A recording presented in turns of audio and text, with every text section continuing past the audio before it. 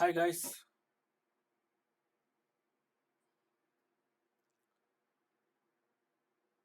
hello my dear students, join ಆಗಿದ್ದೀರಾ ಎಲ್ಲ.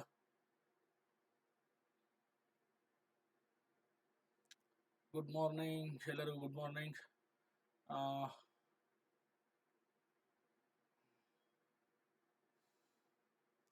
ನಿನ್ನೆ ರಿಸಲ್ಟ್ ಬಂತು, ಮೊನ್ನೆ ರಿಸಲ್ಟ್ ಬಂತು ಯು ಪಿ ಎಸ್ ಇದು. ತುಂಬ ಜನ ಸಕ್ಸಸ್ ಆದರು. ಅದರಲ್ಲಿ ನನ್ನ ವಾಯ್ಸ್ ಕೇಳಿಸ್ತಾ ಇದೆಯಾ ಎಲ್ಲರೂ? ನನ್ನ ವಾಯ್ಸು ಮತ್ತು ಆಡಿಯೋ ವಿಡಿಯೋ ಎರಡೂ ಕ್ಲಿಯರ್ ಇದ್ದರೆ ಎಸ್ ಸರ್ ಅಂತ ಮೆಸೇಜ್ ಹಾಕಿ. Okay, clear?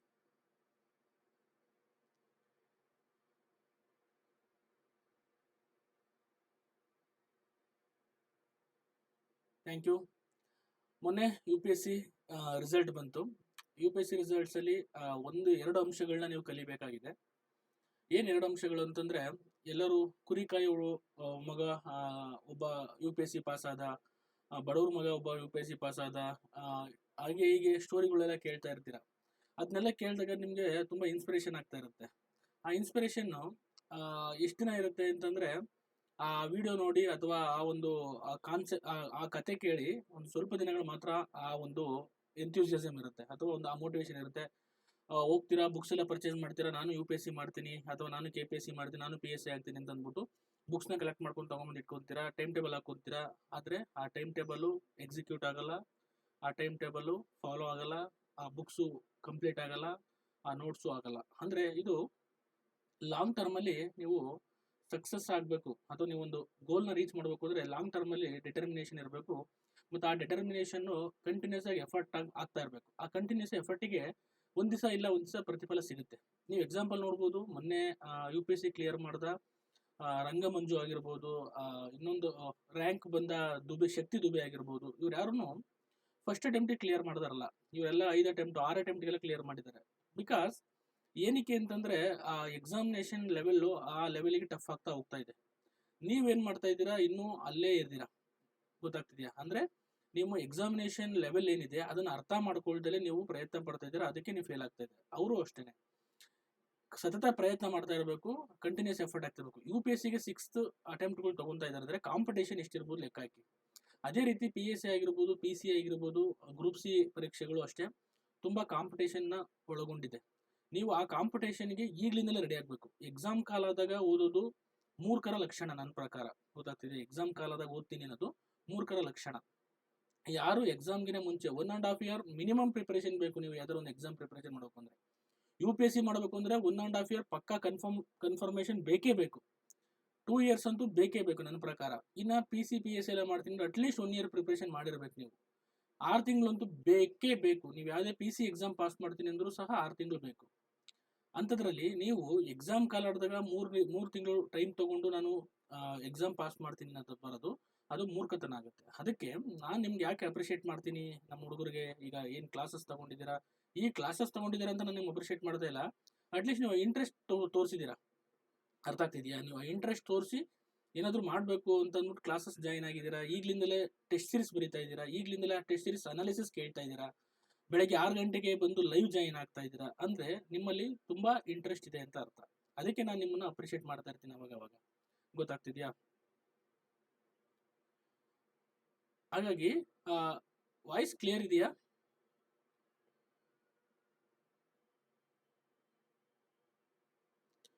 ಕೆಲವೊಂದು ಇಲ್ಲಿ ಡಿಸ್ಟರ್ಬೆನ್ಸ್ ಇರುತ್ತೆ ಬೆಳಗ್ಗೆ ಎದ್ದು, ಹಾಗಾಗಿ ವಾಯ್ಸ್ ಕ್ಲಿಯರ್ ಇದೆ ಅಂದರೆ ಎಸ್ ಸರ್ ಅಂತ ಹಾಕಿ.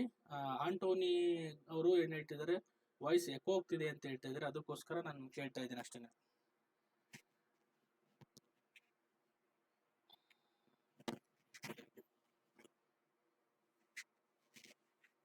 Okay, thank you so much. ನಿಮ್ಮದು ಪ್ರಾಬ್ಲಮ್ ಇದ್ದರೆ ಸರಿ ಮಾಡ್ಕೊಳ್ಳಿ. ಹಾಗಾಗಿ consistency is the key to success. ಗೊತ್ತಾಯ್ತಾ? ನಿಮ್ಮ ಕನ್ಸಿಸ್ಟೆನ್ಸಿ ಎಷ್ಟು ಕನ್ಸಿಸ್ಟೆಂಟಾಗಿ ವರ್ಕ್ ಮಾಡ್ತೀರಾ ಅದ್ರ ಮೇಲೆ ಸಕ್ಸಸ್ ಆಗುತ್ತೆ. ಓಕೆ, ಈಗ ನೆಕ್ಸ್ಟು ನಾವೀಗ ಏನು ಮಾಡೋಣ, ಡೈರೆಕ್ಟಾಗಿ ಕ್ವಶನ್ ಪೇಪರ್ ಅನಾಲಿಸಿಸ್ಗೆ ಬರೋಣ. P C free test question paper analysis ಮಾಡ್ತಾ ಇದ್ವಿ. ಪಾರ್ಟ್ 1 ಮಾಡಿದ್ವಿ. ಲಾಸ್ಟ್ ಟೈಮ್ ಬರೀ 20 ಕ್ವಶನ್ಸ್ನ ಸಾಲ್ವ್ ಮಾಡೋಕೆ ಆಗಿತ್ತು. ಈಗ ಅದ್ರ ಕಂಟಿನ್ಯೂ ಪಾರ್ಟ್ ಮಾಡೋಣ, ನೋಡೋದು ಎಷ್ಟು ಕ್ವಶನ್ ಸಾಲ್ವ್ ಮಾಡೋಕ್ಕಾಗುತ್ತೆ. ನಾನು ಸಾಲ್ವ್ ಮಾಡ್ತೀನಿ, ಬಟ್ ಅದನ್ನು ನೀವು ಸಹ ಏನು ಮಾಡಬೇಕು, ಸಾಲ್ವ್ ಮಾಡಬೇಕಾಗತ್ತೆ. ವಿತ್ ಕ್ವಶನ್ ಪೇಪರ್ ತಗೊಂಡು ಜೆರಾಕ್ಸ್ ತಗೊಂಡು ನೀವು ಸಾಲ್ವ್ ಮಾಡಬೇಕಾಗತ್ತೆ. ನೋಡೋಣ ಇವತ್ತು ಎಷ್ಟು ಕ್ವಶನ್ಸ್ ಆಗುತ್ತೆ ಅಷ್ಟು ಕ್ವಶನ್ಸ್ ಸಾಲ್ವ್ ಮಾಡೋಣ. ಮಿಕ್ಕಿದ ಕ್ವಶನ್ಸ್ನ ನೀವು ಸಾಲ್ವ್ ಮಾಡ್ಕೊಳ್ಳಿ. ಅರ್ಥ ಆಯ್ತಾ? ನನ್ನ ಕೈಲಿ ಇವತ್ತು ಈ ಕ್ಲಾಸಲ್ಲಿ ಎಷ್ಟಾಗುತ್ತೆ ಅಷ್ಟು ಸಾಲ್ವ್ ಮಾಡ್ತಾ ಹೋಗೋಣ. ಓಕೆನಾ? Ready for the question paper analysis. ಇದರಲ್ಲಿ ನನ್ನ ಪಾರ್ಟ್ಗಿನ ನಿಮ್ಮ ಪಾರ್ಟ್ ಜಾಸ್ತಿ ಇರುತ್ತೆ. ಯಾಕೆಂತಂದ್ರೆ ಕ್ವಶನ್ಸ್ ಸಾಲ್ವ್ ಮಾಡೋದು ನೀವು, ನಾನು ಸುಮ್ಮನೆ ನಿಮಗೆ ಗೈಡೆನ್ಸ್ ಮಾಡ್ತಾ ಹೋಗ್ತೀನಿ. ಅರ್ಥ ಆಗ್ತಿದೆಯಾ? ಹಾಗಾಗಿ ನೀವು ರೆಡಿ ಇದ್ದೀರಾ ಅನ್ಕೊಂತೀನಿ. ಎಲ್ಲರಿಗೂ once again good morning, welcome to the class. Let's start the class. Okay, ಈಗ ನೋಡೋಣ 20 ಕ್ವಶನ್ಸ್ ಆಗಿತ್ತು. ಇದರಲ್ಲಿ 21ನೇ ಕ್ವಶನ್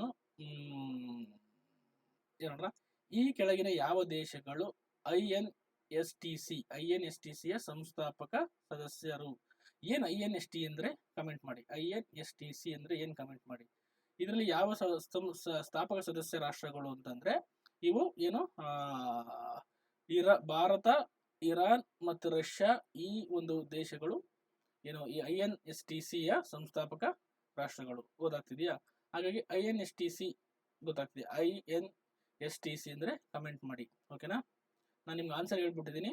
ಆದರೆ INSTC ಅಂತಂದ್ರೆ ಏನು, ಅದು ಯಾವುದಕ್ಕೆ ಸಂಬಂಧಪಟ್ಟಿದೆ ಅನ್ನೋದು ನಿಮಗೆ ಗೊತ್ತಿರಬೇಕು, ಬ್ಯಾಕ್ ಗ್ರೌಂಡ್ ಗೊತ್ತಿರಬೇಕು. ಇದು ಕರೆಂಟ್ ಅಫೇರ್ಸ್, ಮಲ್ಟಿ ಮಾಡೆಲ್ ಒಂದು ಏನು ಸಾರಿಗೆ, ಮಲ್ಟಿ ಮಾಡೆಲ್ ಸಾರಿಗೆ, ಬಹು ಮಾಡೆಲ್ ಸಾರಿಗೆ ಅಂತ ಕರೀತಾರೆ. ಗೊತ್ತಾಗ್ತಿದೆಯಾ? ಯಾಕೆ ಯಾರು ಕಮೆಂಟ್ ಮಾಡ್ತಾ ಇಲ್ಲ? ಓಕೆನಾ? ಮಲ್ಟಿ ಮಾಡೆಲ್ ಅಂತಾರೆ. INSTC ಯಾರು ಕಮೆಂಟ್ ಮಾಡಿ. ನೋಡಿ, ಓದಿಲ್ಲ ಕರೆಕ್ಟಾಗಿ. ಈಗ ಯಾರು ಗೂಗಲ್ ಓಪನ್ ಮಾಡಬೇಡಿ, ಹಾಗೆ ಹೇಳ್ಬೇಕು. ಗೊತ್ತಾಗ್ತಿದ್ಯಾ? ಪಟ ಹೇಳ್ತಾ ಇರಬೇಕು. ಓಕೆ, INSTC ನಾನು ಹೇಳ್ಬಿಡ್ತೀನಿ ನೋಡಿ. ಇಂಟರ್ನ್ಯಾಷನಲ್ INSTC ಅಂದ್ರೆ international north south transport corridor. INSTC ಗೊತ್ತಾಗ್ತಿದೆಯಾ? ತಿಳ್ಕೊಬೇಕು, ಫುಲ್ ಫಾರ್ಮ್ ಗೊತ್ತಿರಬೇಕು ನಿಮಗೆ. ಇದು ನ್ಯಾಷನಲ್ ಇಶ್ಯೂಸ್, ಇಂಟರ್ನ್ಯಾಷನಲ್ ಇಶ್ಯೂಸ್ ನೀವು ಕವರ್ ಮಾಡಿಲ್ಲ ಅನ್ಸುತ್ತೆ. ಗೊತ್ತಾಗ್ತಿದೆಯಾ? ನೀವು ನ್ಯಾಷನಲ್ ಇಶ್ಯೂಸ್ ಓದ್ಬೇಕಾದ್ರೆ, ಇವು ಇಂಟರ್ನ್ಯಾಷನಲ್ ಇಶ್ಯೂಸ್ ಓದ್ಬೇಕಾದ್ರೆ ನಮ್ಮ ಪಕ್ಕದ ರಾಜ್ಯಗಳ ಜೊತೆ ನಾವೇನು ಒಪ್ಪಂದ ಮಾಡ್ಕೊಂಡಿರ್ತೀವಿ, ಯಾವ ಟ್ರೇಡ್ ಅಗ್ರಿಮೆಂಟ್ ಮಾಡ್ಕೊಂಡಿರ್ತೀವಿ, ಗೊತ್ತಾಯ್ತಾ? ಅದೆಲ್ಲ ಗೊತ್ತಿರಬೇಕು. ಗೊತ್ತಾಗ್ತಿದೆಯಾ? ನಾನು ಮಾತಾಡ್ತಿರೋದು ಕೇಳಿಸ್ತಾ ಇದೆ? ಎಲ್ಲರೂ ಕಮೆಂಟ್ ಮಾಡಬೇಕು. ಅರ್ಥ ಆಗ್ತಿದೆಯಾ? ಯಾರು ಕಮೆಂಟ್ಸ್ಗಳು ಬರ್ತಾ ಇಲ್ಲ. INSTC ಅಂದ್ರೆ ಬರ್ತಾ ಇಲ್ಲ ಕಮೆಂಟ್ಗಳು, ಅಂದ್ರೆ ಓದಿಲ್ಲ ಅಂತ ಅರ್ಥ. ಕರೆಂಟ್ ಅಫೇರ್ಸ್ ಓದಿಲ್ಲ ಅಂತ ಅರ್ಥ ಆಗುತ್ತೆ. ಓಕೆನಾ? ಓದ್ಬೇಕಾಗತ್ತೆ. ಈ ನೋಡಿ, ಸುಪ್ರೀಂ ಕೋರ್ಟ್ನ ಕೊಲಿಜಿಯಂ ಅನ್ನು ಒಳಗೊಂಡಿರುವ, ಸುಪ್ರೀಂ ಕೋರ್ಟ್ ಕೊಲಿಜಿಯಂ ಅನ್ನು ಒಳಗೊಂಡಿರುವವನ್ನು ಉಲ್ಲೇಖಿಸಿ ಈ ಹೇಳಿಕೆಗಳನ್ನು ಪರಿಗಣಿಸಿ. ಓಕೆನಾ? ನೋಡಿ, ಇಲ್ಲಿ ಸುಪ್ರೀಂ ಕೋರ್ಟ್ ಕೊಲಿಜಿಯಂ ಬಗ್ಗೆ ಕೇಳ್ತಿದೆ.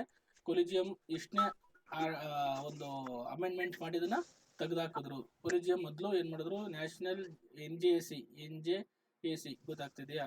NJC ರಿಪ್ಲೇಸ್ಮೆಂಟ್ ಮಾಡಿ ಕೊಲಿಜಿಯಂ ಮೊದಲು ಇತ್ತು, ಆಮೇಲೆ NJC ತೆಗೆದ್ರು.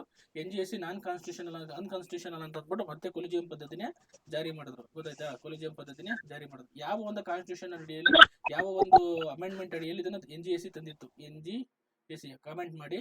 ಅದರಲ್ಲಿ ಕೊಲಿಜಿಯಂ, ಈ ಪ್ರೆಸೆಂಟ್ ಇರೋದು ಕೊಲಿಜಿಯಂ. ಅಂದ್ರೆ ಕೊಲಿಜಿಯಂ ಅಂತಂದ್ರೆ ಇದು ಸುಪ್ರೀಂ ಕೋರ್ಟ್ ನ್ಯಾಯಮೂರ್ತಿಗಳನ್ನ ಏನ್ ಮಾಡಬಹುದು, ಆಯ್ಕೆ ಮಾಡೋ ಒಂದು ಸಿಸ್ಟಮ್. ಇದರಲ್ಲಿ ಯಾವ್ದು ಕರೆಕ್ಟ್ ಆನ್ಸರ್ ಅಂದ್ರೆ ಯಾರು ಒಳಗೊಂಡಿರ್ತಾರೆ ಅಂತಂದ್ರೆ, ಇಲ್ಲಿ ನೋಡಿ, ಫಸ್ಟ್ ಒನ್ ಯಾರಿದ್ದಾರೆ? ಓಕೆ, ಓನೇದು ಹಿರಿಯ ಸುಪ್ರೀಂ ಕೋರ್ಟ್ ನ್ಯಾಯಾಧೀಶರು ಇರ್ತಾರೆ. ಕರೆಕ್ಟ್. ಇದು ಒಂದಾಗ್ಬೇಕೈತೆ, ಎರಡಾಗಿದೆ. 1, 2, 3. ಓಕೆನಾ? ಭಾರತದ ಮುಖ್ಯ ನ್ಯಾಯಮೂರ್ತಿ ಇರ್ತಾರೆ, ಭಾರತದ ಪ್ರಧಾನಿ ಮಂತ್ರಿಗಳು ಇರಲ್ಲ. ಹಾಗಾಗಿ ಯಾವ್ದು ರೈಟ್ ಆನ್ಸರ್ ಆಗುತ್ತೆ? ಸಿ, ಕೇವಲ 2 ಮಾತ್ರ. ಸರಿ, ಕೇವಲ 2 ಮಾತ್ರ ಇಸ್ ದ ರೈಟ್ ಆನ್ಸರ್ ಆಗುತ್ತೆ. ಸುಪ್ರೀಂ ಕೋರ್ಟ್ ಒಂದು ಕೊಲಿಜಿಯಂ ವ್ಯವಸ್ಥೆ ಉನ್ನತ ನ್ಯಾಯಾಂಗದಲ್ಲಿ ನ್ಯಾಯಾಧೀಶರನ್ನು ನೇಮಕ ಮಾಡುವ ಮತ್ತು ವರ್ಗಾವಣೆಗೆ ಸ್ಥಾಪಿಸಲಾದ ಒಂದು ಕಾರ್ಯವಿಧಾನ. ಹಾಲಿ ನ್ಯಾಯಾಧೀಶರನ್ನು ನೇಮಿಸಿಕೊಳ್ಳುವ ಮೂಲಕ ಇದು ಒಂದು ಏನು ಪ್ರಭಾವವನ್ನ ಹೊಂದಿದೆ. ಸುಪ್ರೀಂ ಕೋರ್ಟ್ ಕೊಲಿಜಿಯಂ ಭಾರತದ ಮುಖ್ಯ ನ್ಯಾಯಮೂರ್ತಿ ಮತ್ತು ಸುಪ್ರೀಂ ಕೋರ್ಟ್ನ 4, ಗೊತ್ತಾಯ್ತಾ? ಸುಪ್ರೀಂ ಕೋರ್ಟ್ನ 4 ನ್ಯಾಯಾಧೀಶರು ಇರ್ತಾರೆ. ಓಕೆನಾ? ಪ್ಲಸ್ ಸುಪ್ರೀಂ ಕೋರ್ಟ್ನ ಮುಖ್ಯ ನ್ಯಾಯಮೂರ್ತಿಗಳು ಇರ್ತಾರೆ. ಗೊತ್ತಾಗ್ತಿದೆಯಾ ಸರ್? ನೀವು ಕೊಟ್ಟಿರೋ ಮ್ಯಾಗಝೈನ್ ಕರೆಂಟ್ ಅಫೇರ್ಸ್ ಸಾಕಾಗುತ್ತೆ ಸರ್, ನಾನು ಅದನ್ನು ಓದ್ತಾ ಇದ್ದೀನಿ. ಯಾವ ಮ್ಯಾಗಝೈನ್ ಓದ್ತಾ ಇಲ್ಲ ಸರ್. ನಾನು ಲಾಸ್ಟಿಗೆ ನಿಮಗೆ ಅದನ್ನ ಕನ್ಫರ್ಮ್ ಮಾಡ್ತೀನಿ ಬಸು ಅವರೇ. ಅದ್ರ ಬಗ್ಗೆ ಡಿಸ್ಕಷನ್ ಮಾಡ್ತೀನಿ, ನಾನು ಹೇಳ್ತೀನಿ ನಿಮಗೆ. ಓಕೆನಾ? ನೆಕ್ಸ್ಟ್ ಕ್ವಶನ್, ಭಾರತದಲ್ಲಿ ಚಿನ್ನದ ಮೀಸುಗಳ ಬಗ್ಗೆ ಅಂದ್ರೆ ಗೋಲ್ಡ್ ರಿಸರ್ವ್ಸ್. ಗೊತ್ತಾಯ್ತಾ? ಗೋಲ್ಡ್ ರಿಸರ್ವ್ಸ್ ಬಗ್ಗೆ ಹೇಳಿದರೆ, ಇದರಲ್ಲಿ ಯಾವುದು ಕರೆಕ್ಟ್ ಆನ್ಸರ್, ಯಾವುದು ಎಷ್ಟು ಸ್ಟೇಟ್ಮೆಂಟ್ ಕರೆಕ್ಟ್ ಅಂತ ಕೇಳಿದರೆ, ಇದರಲ್ಲಿ ಒಟ್ಟು ವಿದೇಶಿ ವಿನಿಮಯ ಮೀಸಲುಗಳಲ್ಲಿ ಚಿನ್ನದ ಪಾಲು 2024-20 ಹಣಕಾಸು ವರ್ಷದಲ್ಲಿ ಮೂಲದ ಕಡಿಮೆಯಾಗಿದೆ ಅಂತ ಕೇಳ್ತಿದ್ರೆ, ಕಡಿಮೆ ಆಗಿಲ್ಲ, ಜಾಸ್ತಿ ಆಗಿದೆ. ಎಷ್ಟು ಪರ್ಸೆಂಟ್ ಜಾಸ್ತಿ ಆಗಿದೆ ಅಂತಂದ್ರೆ 8.15% ಟು 9.32%ಗೆ ಇನ್ಕ್ರೀಸ್ ಆಗಿದೆ. ಗೊತ್ತಾಗ್ತಿದೆ. ಹಾಗಾಗಿ ದಿಸ್ ಇಸ್ ರಾಂಗ್ ಸ್ಟೇಟ್ಮೆಂಟ್ ಆಗುತ್ತೆ. ಭಾರತದ ಹೆಚ್ಚಿನ ಚಿನ್ನದ ಮೀಸಲು ಬ್ಯಾಂಕ್ ಆಫ್ ಇಂಗ್ಲೆಂಡ್ ನಲ್ಲಿ ಸುರಕ್ಷಿತವಾಗಿದೆ. This is the right answer. ಹಾಗಾಗಿ 2 ಓನ್ಲಿ. ಗೊತ್ತಾಗ್ತಿದ್ಯಾ? RBI ನಲ್ಲಿ ದೇಶದ ಇದು ಚಿನ್ನ ರಿಸರ್ವ್ಸ್ ಅಂತ ಕೇಳ್ತಾರೆ. ಗೊತ್ತಾಯ್ತಾ? ಚಿನ್ನದ ಮೀಸಲನ್ನ ಒಟ್ಟು 510.46 ಮೆಟ್ರಿಕ್ ಟನ್ ಒಳಗೊಂಡಿದೆ. ಗೊತ್ತಾಗ್ತಿದೆಯಾ? ಒಟ್ಟು ಅದರಲ್ಲಿ 324 ಮೆಟ್ರಿಕ್ ಟನ್ ಇದು ಇಂಗ್ಲೆಂಡ್ ನ ಬ್ಯಾಂಕ್ ಆಫ್ ಇಂಗ್ಲೆಂಡ್ ನಲ್ಲಿ ಇಡಲಾಗಿದೆ. ಬ್ಯಾಂಕ್ ಆಫ್ ಇಂಗ್ಲೆಂಡ್ ನಲ್ಲಿ ಇಡಲಾಗಿದೆ. ಹಾಗಾಗಿ ಫಸ್ಟ್ ಸ್ಟೇಟ್ಮೆಂಟ್ ತಪ್ಪಾಗುತ್ತೆ. ಯಾಕೆಂತಂದ್ರೆ 8.1% 9.3% ಇದೆ. ಒಟ್ಟು 510.46 ಮಿಲಿಯನ್ ಟನ್ ಇದೆ. ಅದರಲ್ಲಿ 324 ಮಿಲಿಯನ್ ಟನ್ ನಾವು ಬ್ಯಾಂಕ್ ಆಫ್ ಇಂಗ್ಲೆಂಡ್ ಅಲ್ಲಿ ಇಟ್ಟಿದ್ದೀವಿ. ಹಾಗಾಗಿ ಎರಡನೇ ಸ್ಟೇಟ್ಮೆಂಟ್ ಮಾತ್ರ ಕರೆಕ್ಟ್ ಆಗುತ್ತೆ. ಗೊತ್ತಾಗ್ತಿದೆಯಾ? ಭಾರತದ ಏನು RBI ಇದ್ರದ್ದು ಇದು ನೋಡುತ್ತೆ, ರಿಸರ್ವ್ಸ್ ನ ನೋಡ್ಕೊಳುತ್ತೆ. ನಮ್ಮ ಹಣಕಾಸು ರಿಸರ್ವ್ಸ್ ಅಂದ್ರೆ ರಿಸರ್ವ್ಸ್ ಅಂದ್ರೆ ಸೇವಿಂಗ್ಸ್ ಅಂತ ಕರೀತಾರೆ. ಇದು 3-4 ತರ ಇರುತ್ತೆ. ಒಂದು ಗೋಲ್ಡ್ ರೂಪದಲ್ಲಿ ಇರುತ್ತೆ, ಇನ್ನೊಂದು ಫಾರಿನ್ ಕರೆನ್ಸಿ ರೂಪದಲ್ಲಿ ಇರುತ್ತೆ. ಗೊತ್ತಾಯ್ತಾ? ಫಾರಿನ್ ಕರೆನ್ಸಿ ರೂಪ ಮತ್ತೆ ಫಾರೆಕ್ಸ್ ಅಂತ ಕರೀತಾರೆ, ಫಾರಿನ್ ಎಕ್ಸ್ಚೇಂಜ್ ಅಂತ ಕರೀತಾರೆ. ಈ ರೂಪದಲ್ಲಿ ನಾವು ಏನ್ ಮಾಡಿ ಇಟ್ಟಿರ್ತೀವಿ. ಗೊತ್ತಾಯ್ತಾ? ರಿಸರ್ವ್ಸ್ ಆಫ್ ಫಾರಿನ್ ರಿಸರ್ವ್ಸ್ ಅಂತ ಕರಿತೀವಿ ಅದನ್ನ. ಗೊತ್ತಾಗ್ತಿದ್ಯಾ? ಇಲ್ಲಿ ನೋಡಿ,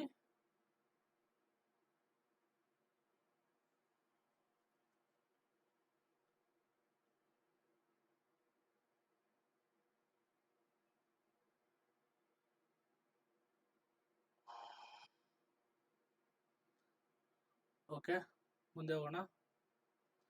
ಸಾವಿತ್ರಿ ಏನು ಹೇಳ್ತಿದಾರೆ ಸರ್? ಸಿಗ್ನೇಚರ್ ಶಬ್ದ ಗೊತ್ತಾಗ್ತಿದೆಯಾ? ಗೊತ್ತಾಗ್ಲಿ, ನೀವು ಹೇಳಿದ ಅರ್ಥ ಆಗ್ಲಿಲ್ಲ. ಓಕೆ, ಮೇಕ್ ಇನ್ ಇಂಡಿಯಾ ಬಗ್ಗೆ ಈ ಕೆಳಗಿನ ಉಲ್ಲೇಖಗಳನ್ನು ಪರಿಗಣಿಸಿ. ಆಧುನಿಕ ಮೂಲಸೌಕರ್ಯಗಳನ್ನು ಅಭಿವೃದ್ಧಿಪಡಿಸುವುದು ಮೇಕ್ ಇನ್ ಇಂಡಿಯಾ ಬೇದ ಮುಖ್ಯ ಉದ್ದೇಶವಾಗಿದೆ. This is the right answer. ಹೌದು, ಇನ್ಫ್ರಾಸ್ಟ್ರಕ್ಚರ್ ನ ಡೆವಲಪ್ ಮಾಡಬೇಕಾಗಿರೋದು ಮೇಕ್ ಇನ್ ಇಂಡಿಯಾದ ಒಂದು ಕ್ಯಾಂಪೇನ್ ಪಾತ್ರ ಕರೆಕ್ಟ್ ಇದೆ ಅದು. ನೆಕ್ಸ್ಟ್, ಕೈಗಾರಿಕಾ ಮತ್ತು ಆಂತರಿಕ ವ್ಯಾಪಾರ ಪ್ರಚಾರಕ್ಕಾಗಿ DPIIT ನ ಇದು ಇಂಡಿಯಾದ ಅಭಿಯಾನ ಸಂಘಟಿಸುವುದು ಮುಖ್ಯ ಜವಾಬ್ದಾರಿ. ಹೌದು, DPIIT department of promotion and industry and internal trade ಇದು ಅದನ್ನ ಪ್ರಚಾರ ಇಲ್ಲಿ ಕ್ಯಾಂಪೇನ್ ಮಾಡೋ ಒಂದಿದೆ, ಅದನ್ನ ವಹಿಸ್ಕೊಂಡಿದೆ. ರಿಯಲ್ ಎಸ್ಟೇಟ್ ಮೇಕ್ ಇಂಡಿಯಾ ಉಪಕ್ರಮದ ಅಡಿಯಲ್ಲಿ ಒಂದು ಪ್ರಮುಖ ಅಂಶವಾಗಿದೆ. ಹಾಗಾಗಿ 3 ಸ್ಟೇಟ್ಮೆಂಟ್ಗಳು ಸಹ ಕರೆಕ್ಟ್ ಆಗಿರೋದ್ರಿಂದ ಇದು ಕರೆಕ್ಟ್ ಆಗಿದೆ. ಇದ್ರದ ಏನು ಮೇಕ್ ಇನ್ ಇಂಡಿಯಾದ ಉದ್ದೇಶ ಏನಂದ್ರೆ GDP ಉತ್ಪಾದನಾ ಕ್ಷೇತ್ರದಲ್ಲಿ 25% ನ ಇನ್ಕ್ರೀಸ್ ಮಾಡಬೇಕು. ಗೊತ್ತಾಯ್ತು? 25% ನ ಹೊಂದಿದೆ. ಮತ್ತೆ 2025ರ ವೇಳೆಗೆ 100 ಮಿಲಿಯನ್, ಗೊತ್ತಾಯ್ತು, 100 ಮಿಲಿಯನ್ ಹೆಚ್ಚುವರಿ ಕೈಗಾರಿಕಾ ಉದ್ಯೋಗಗಳನ್ನು, ಗೊತ್ತಾಯ್ತಾ, ಕೈಗಾರಿಕಾ ಉದ್ಯೋಗಗಳನ್ನ ಸ್ಥಾಪನೆ ಮಾಡುವ ಒಂದು ಗುರಿಯನ್ನು ಹೊಂದಿದೆ. ಇದು ಮೇಕ್ ಇನ್ ಇಂಡಿಯಾ ವಾಹನಗಳು, ಔಷಧಿಗಳು, ಜವಳಿ ಕ್ಷೇತ್ರ, ಎಲೆಕ್ಟ್ರಾನಿಕ್ ಕ್ಷೇತ್ರ, ರಿನ್ಯೂವಬಲ್ ಎನರ್ಜಿ, ನವೀಕರಿಸಬಹುದಾದ ಕ್ಷೇತ್ರ, ರಕ್ಷಣಾ ಶಕ್ತಿ, ಜೈವಿಕ ತಂತ್ರಜ್ಞಾನ ಸೇರಿದಂತೆ ಒಟ್ಟು 25 ಕ್ಷೇತ್ರಗಳನ್ನು ಇದು ಒಳಗೊಂಡಿದೆ. ಅದರಲ್ಲಿ ರಿಯಲ್ ಎಸ್ಟೇಟ್ ಸಹ ಒಂದು. ಹಾಗಾಗಿ ಇದು ಸಹ ರೈಟ್ ಆನ್ಸರ್ ಆಗುತ್ತೆ. ಕೇವಲ ಎಲ್ಲಾ ಮೂರು ಇವು ರೈಟ್ ಆಗ್ತವೆ. ಗೊತ್ತಾಗ್ತಿದ್ಯಾ? ಮತ್ತೆ ಚುನಾವಣಾ ಬಾಂಡ್, ಇತ್ತೀಚೆಗೆ ಚುನಾವಣಾ ಬಾಂಡ್ನ ಏನ್ ಮಾಡಿದ್ರು, ಅದು ಅನ್ಕಾನ್ಸ್ಟಿಟ್ಯೂಷನ್ ಅಂತ ಅಂದ್ಬಿಟ್ಟು ಸುಪ್ರೀಂ ಕೋರ್ಟ್ ಏನ್ ಮಾಡ್ತು, ಆರ್ಟಿಕಲ್ 19A ನ ವಯೋಲೇಟ್ ಮಾಡುತ್ತೆ ಅನ್ನೋ ಉದ್ದೇಶದಿಂದ ಏನ್ ಮಾಡಿದ್ರು, ಚುನಾವಣಾ ಬಾಂಡ್ ನ ಏನ್ ಮಾಡಿದ್ರು, ತೆಗೆದಾಕಿದ್ರು. ಗೊತ್ತಾಗ್ತಿದೆ? ಹಾಗಾಗಿ ಇದು ಚುನಾವಣಾ ಬಾಂಡ್ಗೆ ಕರೆಂಟ್ ಅಫೇರ್ಸ್ ಅಲ್ಲಿ ಇದರಿಂದ ನ್ಯೂಸ್ ಅಲ್ಲಿ ಇದೆ. ಇದು ಏನ್ ಹೇಳ್ತಾ ಇದೆ, ಚುನಾವಣಾ ಬಾಂಡ್ ಮೂಲಕ ರಾಜಕೀಯ ಪಕ್ಷಗಳಿಗೆ ದೇಣಿಗೆ ಗರಿಷ್ಠ ಮೊತ್ತ ಏನ್ ಹೇಳ್ತಿದ್ರೆ 25 ಲಕ್ಷ. ತಪ್ಪು, 25 ಲಕ್ಷ ಅಲ್ಲ, 1 ಕೋಟಿವರೆಗೂ ಕೊಡಬಹುದು. 1,000ದಿಂದ 1 ಕೋಟಿವರೆಗೂ ಕೊಡಬಹುದು. ಇದು ದಿಸ್ ರಾಂಗ್ ಆಗುತ್ತೆ. ಚುನಾವಣಾ ಬಾಂಡ್ಗಳ ಮೂಲಕ ದೇಣಿಗೆ ನೀಡಲು ಮೇಲ್ವಿಚಾರಣೆ ಮಾಡುವ ಅಧಿಕಾರವನ್ನು ಚುನಾವಣಾ ಆಯೋಗ ಹೊಂದಿದೆ. ಹೌದು, ಕರೆಕ್ಟ್, ಚುನಾವಣಾ ಆಯೋಗ ಹೊಂದಿದೆ. ರಾಜಪಕ್ಷಗಳು ಮಾತ್ರ ಚುನಾವಣಾ ಬಾಂಡ್ಗಳನ್ನು ಖರೀದಿಸಬಹುದು. Correct answer. ಚುನಾವಣಾ ಬಾಂಡ್ಗಳನ್ನ ರಾಜಕೀಯ ಪಕ್ಷಗಳು ಖರೀದಿ ಮಾಡಬಹುದು. ಗೊತ್ತಾಯ್ತಾ? ಚುನಾವಣಾ ಬಾಂಡ್ಗಳು ರಾಜಕೀಯ ಪಕ್ಷಗಳು ಚುನಾವಣೆ ಖರೀದಿಸಬಹುದು. ನೋ, ಖರೀದಿಸಕ್ಕಾಗಲ್ಲ. ಇದನ್ನ ಜನಗಳು ಕೊಡಬಹುದು, ದೇಣಿಗೆಯಾಗಿ ಕೊಡಬಹುದು. ಇವರು ಖರೀದಿಸಕ್ಕಾಗಲ್ಲ. ರಾಜಕೀಯ ಪಕ್ಷಗಳು ಚುನಾವಣಾ ಬಾಂಡ್ ಖರೀದಿಸಕ್ಕಾಗಲ್ಲ. ಗೊತ್ತಾಯ್ತು? ಚುನಾವಣಾ ಬಾಂಡ್ಗಳು ವಿತರಿಸಿದ 45 ದಿನಗಳವರೆಗೆ ಮನೆ ಇರುತ್ತೆ. ತಪ್ಪು. ಇದು ರೈಟ್ ಆನ್ಸರ್, ರಾಂಗ್ ಆನ್ಸರ್. ಯಾಕೆ? ಚುನಾವಣಾ ಬಾಂಡ್ ಎಷ್ಟು ದಿನದೊಳಗೆ ನಾವು ಅದನ್ನ ಕ್ರೆಡಿಟ್ ಮಾಡ್ಕೋಬೇಕು? ಯಾರು ಕಮೆಂಟ್ ಮಾಡಿ ನೋಡೋಣ. 15 days election bond. Correct, very good Mallesh. 15 ದಿನಗಳವರೆಗೆ ಮಾತ್ರ ಮಾನ್ಯತೆ ಇರುತ್ತೆ. 15 ದಿನ ಒಳಗೆ ಇದನ್ನ ಎನ್ಕ್ಯಾಶ್ ಮಾಡ್ಕೋಬೇಕು ಅಂದ್ರೆ ಬ್ಯಾಂಕ್ ಇದು RBI ಮಾತ್ರ ಇಶ್ಯೂ ಮಾಡುತ್ತೆ, ಗೊತ್ತಾಯ್ತಾ? RBI ಮಾತ್ರ ಇಶ್ಯೂ ಮಾಡುತ್ತೆ, ಇದನ್ನ ಬೇರೆ ಬ್ಯಾಂಕ್ ಇಶ್ಯೂ ಆಗಲ್ಲ, ಗೊತ್ತಾಗ್ತಿದ್ಯಾ? ಸರಿ, RBI ಅಲ್ಲ, SBI. ಓಕೆ, RBI SBI ಯಾವ್ದು ಬ್ಯಾಂಕ್ ಚುನಾವಣಾ ಬಾಂಡ್ಗಳನ್ನ ವಿತರಣೆ ಮಾಡುತ್ತೆ? ಕಮೆಂಟ್ ಮಾಡಿ. SBI ಕರೆಕ್ಟ್, RBI ಅಲ್ಲ SBI. Very good, super. Next, Jamali Kamali ಮಸೀದಿ ಎಲ್ಲಿದೆ? ಗೊತ್ತಾಯ್ತಾ? ಜಮಾಲಿ ಕಮಾಲಿ ಮಸೀದಿ ಎಲ್ಲಿದೆ ಅಂದ್ರೆ ಇದು ದೆಹಲಿ ಇದೆ. ಡೈರೆಕ್ಟ್ ಕ್ವಶನ್, ಇದ್ರಲ್ಲಿ ಏನಿಲ್ಲ. ದೆಹಲಿ ಸುಲ್ತಾನರಲ್ಲಿ ಬರುತ್ತೆ. 16ನೇ ಶತಮಾನದಲ್ಲಿ ಈ ಒಂದು ಜಮಾಲಿ ಕಮಾಲಿನ ಒಂದು ಸ್ಮಾರಕವನ್ನ ಸ್ಥಾಪನೆ ಮಾಡಲಾಗಿದೆ, ಗೊತ್ತಾಯ್ತಾ? ಇದು ನೆಕ್ಸ್ಟ್, ಡೆಂಗ್ಯೂಗೆ ಸಂಬಂಧಿಸಿದಂತೆ ಈ ಕೆಳಗಿನ ಹೇಳಿಕೆಗಳನ್ನು ಪರಿಗಣಿಸಿ. ಡೆಂಗ್ಯೂಗೆ ಸಂಬಂಧಪಟ್ಟ ನೋಡಿ, ಈ virus, bacteria, fungus related news ಅಲ್ಲಿ ಯಾವ್ದಾದ್ರು ಒಂದು ಕಾಯಿಲೆ ಇತ್ತು ಅಂದ್ರೆ ಆ ಕಾಯಿಲೆ ಬಗ್ಗೆ ಕ್ವಶನ್ಸ್ ಬಂದೇ ಬರುತ್ತೆ. ನೀವು ಅದ್ರ ಬಗ್ಗೆ ಗಮನ ಇರಬೇಕು. ಅದಕ್ಕೋಸ್ಕರ ಹೇಳ್ತೀನಿ, ಯಾವುದೇ ಕಾರಣಕ್ಕೂ ಮಿಸ್ ಮಾಡಬೇಡಿ, ಗೊತ್ತಾಗ್ತಿದೆಯಾ? ರೋಗ ಲಕ್ಷಣ ಇದು it is a bacterial infection. Transmitted Aedes aegypti mosquito. ನೋಡಿ ಹೇಳ್ತಿದ್ರೆ ಇಲ್ಲಿ, ಇದು ಏಡಿಸ್ ಈಜಿಪ್ಟ್ ಮಸ್ಕಿಟೋ ಇಂದ ಬೇಕಾದ್ರೆ ಪ್ರಸರಣ ಆಗುತ್ತೆ. ಇದು ಬ್ಯಾಕ್ಟೀರಿಯಲ್ ಅಲ್ಲ. ಯಾವ್ದಿದು? ಯಾವ್ದ್ರಿಂದ ಬರುತ್ತೆ ಡೆಂಗ್ಯೂ ಯಾವ್ದ್ರಿಂದ ಬರುತ್ತೆ? ಕಮೆಂಟ್ ಮಾಡಿ. ವೈರಸ್, ಫಂಗಸ್, ಬ್ಯಾಕ್ಟೀರಿಯಾನಾ? This is statement 27 statement. One statement is right ಇದೆಯಾ? ಗೊತ್ತಾಗ್ತಿದೆಯಾ? Viral fever, very good. Viral fever ಇದು, ಗೊತ್ತಾಯ್ತಾ? ವೈರಸ್ ಇಂದ ಹರಡುತ್ತೆ. ಅಂದ್ರೆ ರೋಗ ಲಕ್ಷಣಗಳು ಜ್ವರ, ತಲೆನೋವು, ಸ್ನಾಯು, ಜಂಟಿ ನೋವುಗಳು. ಜಂಟಿ ನೋವು ಅಂದ್ರೆ ಮಂಡಿ ನೋವುಗಳು, ಸ್ನಾಯು ನೋವುಗಳು ಕಂಡು ಬರುತ್ತೆ. ಹಾಗಾಗಿ ದಿಸ್ ಇಸ್ ರೈಟ್ ಆನ್ಸರ್. ಇದು ರಾಂಗ್ ಆನ್ಸರ್ ಆಗುತ್ತೆ. ಇದು ಬ್ಯಾಕ್ಟೀರಿಯಾ ಅಲ್ಲ, ಇದು ವೈರಸ್ ಇಂದ ಬರುತ್ತೆ, ಗೊತ್ತಾಗ್ತಿದೆಯಾ? ವೈರಸ್ ಇಂದ ಬರುತ್ತೆ. ಪ್ರಸ್ತುತ ಡೆಂಗ್ಯೂಗೆ ಯಾವುದೇ ಲಸಿಕೆಗಳು? ಇದು ತಪ್ಪು. ಡೆಂಗ್ಯೂಗೆ ಲಸಿಕೆಗಳಿದೆ ಪ್ರೆಸೆಂಟ್, ಗೊತ್ತಾಗ್ತಿದೆ. ಡೆಂಗ್ ವ್ಯಾಕ್ಸಿಯಾ ಮತ್ತು ಡೆಂಗ್ ವ್ಯಾಕ್ಸಿಯಾ ಅಂತ ಇದೆ. ಡೆಂಗ್ ವ್ಯಾಕ್ಸಿಯಾ ಮತ್ತೆ ಟಕೆಡಾದ ಕೊಡೆಂಗ ಅನ್ನೋದು ಒಂದು, ಈ ಎರಡೂ ಸಹ ಇದೆ. ಹಂಗಾಗಿ ದಿಸ್ ಇಸ್ ರಾಂಗ್ ಸ್ಟೇಟ್ಮೆಂಟ್ ಆಗುತ್ತೆ. ಇದು ಸರಿ ಆಗುತ್ತೆ. ಅಲ್ಲಿಗೆ ಆನ್ಸರ್ ಏನಾಗುತ್ತೆ? ಓನ್ಲಿ ಒಂದು ಸ್ಟೇಟ್ಮೆಂಟ್ ಕರೆಕ್ಟ್ ಆಗುತ್ತೆ, ಗೊತ್ತಾಯ್ತು? 3 ಸ್ಟೇಟ್ಮೆಂಟ್ ಅಲ್ಲಿ 2 ಸ್ಟೇಟ್ಮೆಂಟ್ ಅದು ವೈರಸ್ ಇಂದ ಹರಡಲ್ಲ, ಅದು ಸರಿ ಬ್ಯಾಕ್ಟೀರಿಯಾದಿಂದ ಹರಡಲ್ಲ, ವೈರಸ್ ಇಂದ ಹರಡುತ್ತೆ. ಅದು ರೋಗ ಲಕ್ಷಣಗಳು ಜ್ವರ, ತಲೆನೋವು, ಸ್ನಾಯು, ಜಂಟಿ ನೋವುಗಳು. ಇದು ಕರೆಕ್ಟ್ ಆನ್ಸರ್. ಇದು ಲಸಿಕೆ ಇಲ್ಲ ಅಂತ ಹೇಳ್ತಿದ್ರೆ ಲಸಿಕೆ ಇದೆ, ಗೊತ್ತಾಗ್ತಿದ್ಯಾ? Virus, joint pain, fever, headache. Very good, correct. ಹೋಗೋಣ ನೆಕ್ಸ್ಟ್. ಮಂಕಿ ಪಾಕ್ಸ್ ವೈರಸ್ಗೆ ಸಂಬಂಧಿಸಿದ ಹೇಳಿಕೆಗಳನ್ನು ಪರಿಗಣಿಸಿ. ಮಂಕಿ ವೈರಸ್ ಅಲ್ಲಿ ಮಂಕಿ ವೈರಸ್ ರೂಪಾಂತರಗಳು 2 ಪ್ರಮುಖ ವಿಧಗಳಿವೆ. ಮಂಕಿ ವೈರಸ್ ಅಲ್ಲಿ 2 ಇದೆ, ಗೊತ್ತಾಯ್ತು? ಕ್ಲೇಡ್ 1, ಕ್ಲೇಡ್ 2 ಅಂತ. ಕ್ಲೇಡ್ 2, ಕ್ಲೇಡ್ 1 ಅಂತ. ಕ್ಲೇಡ್ 1 ಅಂಡ್ 2 ಅಂತ 2 ತರ ಇದೆ. Correct, right answer. ಇದು ರೈಟ್ ಆಪ್ಷನ್. ಕ್ಲೇಡ್ 1 ಜೊತೆಗೆ ಏಕಾಏಕಿ ಉಂಟಾಗಿದೆ. 2022 ಉಂಟಾಗಿದ್ದು ಕ್ಲೇಡ್ 2, ಗೊತ್ತಾಯ್ತಾ? ಕ್ಲೇಡ್ 2 ಅನ್ನೋದು 2022ರಲ್ಲಿ ಏಪ್ರಿಲ್ 22ರಲ್ಲಿ ಅದು ಏನಾಯ್ತು? ಔಟ್ ಬ್ರೇಕ್ ಆಯಿತು. ಹಾಗಾಗಿ ಇದು ರಾಂಗ್ ಆಗುತ್ತೆ. ಓಕೆನಾ? 2ನೇ ಸ್ಟೇಟ್ಮೆಂಟ್. ಕ್ಲೇಡ್ ಅತಿ ಹೆಚ್ಚು ತೀವ್ರತರ ಅನಾರೋಗ್ಯ ಮತ್ತು ಸಾವುಗಳಿಗೆ ಕಾರಣವಾಗುತ್ತದೆ. ತೀವ್ರತರ ಸಾವುಗಳಿಗೆ ಏನು ಕಾರಣ ಆಗಲ್ಲ. ಮಂಕಿ ಇದೊಂಥರ ಸ್ಮಾಲ್ ಪಾಕ್ಸ್ ಇದ್ದಂಗೆ, ಗೊತ್ತಾಯ್ತಾ? ಏನ್ ನಮ್ಗೆ ಅಮ್ಮ ಅಂತ ಕರಿತಾರಲ್ಲ, ಸ್ಮಾಲ್ ಪಾಕ್ಸ್ ಬರುತ್ತಲ್ಲ, ಅಮ್ಮ ಇದ್ದಂಗೆ. ಇದರಲ್ಲಿ ತೀವ್ರತರ ಸಾವುಗಳು, ನೋವುಗಳು ಕಾಣಿಸ್ಕೊಳಲ್ಲ, ಅಥವಾ ತೀವ್ರ ಅನಾರೋಗ್ಯಗಳ ಇದ್ರದ್ದು ಏನಂತಂದ್ರೆ ಏನು ಸಣ್ಣ ಸ್ಮಾಲ್ ಪಾಕ್ಸ್, ಅದು ಫೀವರ್ ಬರೋದು, ಕೆಮ್ಮು ಬರೋದು, ಆ ತರ ಬರುತ್ತೆ ಬಿಟ್ರೆ ಇದು ಯಾವುದೇ ತರ ಸಾವುಗಳು, ನೋವುಗಳಿಗೆ ಅಷ್ಟೊಂದು ಕಾರಣ ಆಗಲ್ಲ, ಗೊತ್ತಾಗ್ತಿದೆಯಾ? ಮಂಕಿ ಫಾಕ್ಸ್ ಕ್ಲೇಡ್ ಸಂಬಂಧಿಸಿದ ಸೋಂಕುಗಳು ಕಡಿಮೆ ತೀವ್ರತೆಯಾಗಿದೆ. ತಪ್ಪು. ಇದು ಸಹ ರಂಗು, ಇದು ಹೆಚ್ಚಾಗಿದೆ, ಗೊತ್ತಾಗ್ತಿದೆ. ಹಾಗಾಗಿ ಆನ್ಸರ್ ಕೇವಲ ಒಂದು ಸ್ಟೇಟ್ಮೆಂಟ್ ಕರೆಕ್ಟ್ ಆಗುತ್ತೆ, ಗೊತ್ತಾಗ್ತಿದೆಯಾ? ನೋಡಿ, ಮಂಕಿ ಫಾಕ್ಸ್ಗೆ 2 ತರ ಪ್ರಮುಖ ವಿಧಗಳಿದೆ, ಗೊತ್ತಾಯ್ತಾ? ಅದ್ರಲ್ಲಿ ಕ್ಲೇಡ್ 1, ಕ್ಲೇಡ್ 2 ಅಂತ. ಅದು 2022ರಲ್ಲಿ ಔಟ್ ಬ್ರೇಕ್ ಆಗಿದ್ದು ಕ್ಲೇಡ್ 2, ಗೊತ್ತಾಗ್ತಿದೆಯಾ? ಕ್ಲೇಡ್ 2, ಗೊತ್ತಾಗ್ತಿದೆಯಾ? ನೋಡಿ, ಮಂಕಿ ಫಾಕ್ಸ್ ಬಗ್ಗೆ ತುಂಬಾ ಜನಕ್ಕೆ ಗೊತ್ತೇ ಇಲ್ಲ. ಯಾಕೆಂತಂದ್ರೆ ಸೈನ್ಸ್ ಬಂದ್ರೆ ತುಂಬಾ ಹುಡುಗರು ಆನ್ಸರ್ನ ಮಾಡಲ್ಲ. ಯಾಕೆಂತಂದ್ರೆ ಸೈನ್ಸ್ ಕಷ್ಟ ಅಂತ. ಯಾರು ನಾನು ಹೇಳ್ತೀನಿ ಕೇಳಿ, ಮೆಂಟಲ್ ಎಬಿಲಿಟಿ ಸೈನ್ಸ್ ನ ಚೆನ್ನಾಗಿ ಓದ್ತಾರೆ ಅವರು ಎಕ್ಸಾಮ್ ಅಲ್ಲಿ ಸಕ್ಸಸ್ ಆಗ್ತಾರೆ. ಹೇಳ್ತೀನಿ, ಮೆಂಟಲ್ ಎಬಿಲಿಟಿ ಮತ್ತೆ ಸೈನ್ಸ್ ಕ್ರೂಷಿಯಲ್ ಪಾರ್ಟ್, ಗೊತ್ತಾಗ್ತಿದೆ. ಹಾಗಾಗಿ ಮೆಂಟಲ್ ಎಬಿಲಿಟಿ ಕಲ್ತ್ಕೊಳ್ಳಿ. ನೋಡಿ, ಇಲ್ಲಿ ಮೆಂಟಲ್ ಎಬಿಲಿಟಿ ಒಂದು ಎಕ್ಸಾಮ್ಸ್ ಇದೆ. ನಾನು ಇಲ್ಲಿ ಮೆಂಟಲ್ ಎಬಿಲಿಟಿ ಜಾಸ್ತಿ ಕ್ವಶನ್ಸ್ ಬಿಡ್ಸಕ್ ಹೋಗಲ್ಲ. ಅದು ನಿಮ್ಗೆ ಗೊತ್ತಿರಬೇಕು, ಬೇಸಿಕ್ಸ್ ಗೊತ್ತಿರ್ಬೇಕು ನಿಮ್ಗೆ. ಬೇಸಿಕ್ಸ್ ಏನಂತಂದ್ರೆ main important addition, subtraction, multiplication, division, ಮತ್ತೆ ಇನ್ನ ಮಗ್ಗಿಗಳು 2ರಿಂದ ಒಟ್ಟು 25ವರೆಗೂ ಮಗ್ಗಿ ಬರಬೇಕು. ಮತ್ತೆ ಇನ್ನೊಂದು ಏನಂತಂದ್ರೆ square roots square roots, cube roots ಬಾಯಲ್ಲಿರಬೇಕು.